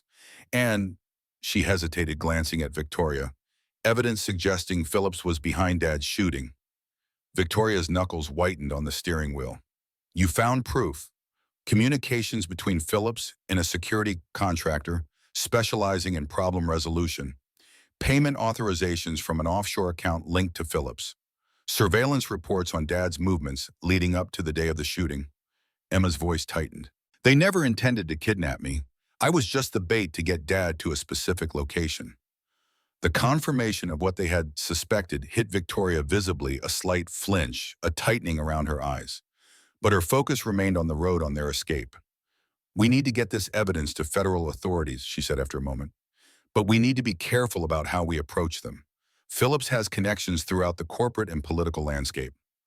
"I might know someone," Michael offered, "from my defense contract days. A contact at the Department of Justice who specialized in technology export violations and corporate malfeasance." "Can they be trusted?" Victoria asked. "As much as anyone can be in these circumstances," Michael replied honestly. "But they're outside Phillips's likely sphere of influence." They drove in tense silence for several minutes, each processing the implications of what they'd discovered and the dangers still facing them. Emma was the first to speak again. "Mom," she said quietly, "you really didn't know about Project Nightshade, did you?" Victoria glanced at her daughter in the rearview mirror. "No, Emma, I didn't. And you've been trying to protect me all this time." It wasn't a question, but a realization, the beginning of understanding between two people who had been separated by suspicion and grief for too long. "Always," Victoria confirmed softly, though clearly not as effectively as I believed. The safe house came into view, its secure perimeter appearing undisturbed in the early morning light. Victoria activated the gate remotely, driving directly into the concealed garage that closed automatically behind them. "Home safe," she announced, though the tension in her voice suggested she didn't entirely believe it yet. Michael was already moving, hurrying from the vehicle toward the interior door that led to the bedroom where he'd left Noah. The room was empty, the bed disturbed but unoccupied. "Noah," he called, alarm rising in his voice. "Dad!" The response came from the main room where Noah sat at the computer station, a half-eaten bowl of cereal beside him. "You're back. I found the cereal and milk. I hope that's okay." The relief that flooded through Michael was so intense it was almost painful. He crossed the room in 3 strides, gathering his son into a tight embrace. "It's fine, buddy." He managed, his voice rough with emotion. "Everything's fine now." Noah returned the hug, then pulled back to look at his father with curious eyes. "You're wearing funny clothes. Is this like Halloween?" The innocent question drew unexpected laughter from Michael, tension release after hours of life-threatening danger. "Something like that." Victoria and Emma entered from the garage, their own relief visible at finding the safe house secure and Noah unharmed. Emma's hand still clutched the storage device containing the damning evidence against Phillips, their insurance policy and path to justice. "We should contact your Department of Justice connection immediately," Victoria said to Michael, already moving toward the communication equipment. "Phillips will be mobilizing every resource at his disposal to find us." As Victoria established the secure connection, Emma approached Michael and Noah, her expression softening as she observed the father and son together. "He looks like you," she commented quietly. Same determined expression. Michael smiled, ruffling Noah's hair. "He gets that from his mother, actually. Sarah never backed down from a challenge either." Noah looked between the adults, his perceptive gaze taking in Emma's bruised cheek, the tactical clothing, the tense atmosphere. "Did you guys have an adventure?" "Something like that, buddy," Michael replied. "A very important one." "Is it over now?" Noah asked the simple question, carrying more weight than he could know. Michael exchanged glances with Emma, who still held the evidence that could bring down Garrett Phillips and expose Project Nightshade. The danger wasn't over, not while Phillips remained free and in control of Reynolds Technologies' resources, not while the truth remained unexposed. But they had survived the night. They had secured critical evidence. They had found unlikely allies and begun the process of exposing a dangerous conspiracy. "Not quite over," Michael told his son honestly, "but we're getting there." Victoria approached from the communication station, her expression cautiously optimistic. "Your Justice Department contact has agreed to meet us at a secure location. Federal agents will escort us there directly." As Victoria and Emma worked on securing the evidence, Michael took Noah aside, trying to explain the situation in terms the boy could understand. "We helped Emma and her mom find some important information," he said, choosing his words carefully. "Information that some bad people don't want found. We need to give it to the proper authorities who can make sure justice is done." Noah considered this with the serious expression that sometimes made him seem far older than 9. Like when Jason Kim stole answers for the math test and Mrs. Foster needed proof before she could punish him. Michael smiled at the simple but accurate analogy. "Exactly like that, buddy, but with much bigger consequences." "Is that why the lady has a hurt face?" Noah asked, glancing toward Emma. "Yes," Michael acknowledged, seeing no point in shielding Noah from this reality. The bad people didn't want her finding the truth, but she was very brave and very smart, and she succeeded anyway. The adventure that had begun with a simple act of kindness, changing a flat tire for a stranded teenager, had evolved into something far more complex and dangerous than Michael could have imagined. Yet as he looked at Noah, at Emma and Victoria preparing the evidence for federal authorities, he felt an unexpected sense of rightness. He had set out to be a good father, to show his son that success wasn't measured by possessions or status, but by character and actions. Somewhere along the way, that simple goal had led him into a conspiracy involving illegal weapons development, corporate corruption, and attempted murder. But it had also led to something else, a chance to make a real difference, to help a family heal, to bring justice for David Reynolds, to demonstrate to Noah through actions rather than words what it meant to stand up for what was right, regardless of the risks. Victoria caught his eye from across the room, a silent question in her gaze. Michael nodded slightly, a gesture of solidarity and commitment. Whatever came next, federal investigations, corporate fallout, Phillips's desperate countermoves, they would face it together. The billionaire CEO and the struggling mechanic, the grieving daughter and the faithful son. An unlikely alliance formed through crisis and forged in shared purpose. And as the first sirens became audible in the distance, federal agents approaching to secure their evidence and testimony, Michael realized that while one chapter of their story was ending, another was just beginning. What had started as a simple repair had become something much more profound: the mending of broken trust, the reconnection of a fractured family, and perhaps the beginning of something new entirely.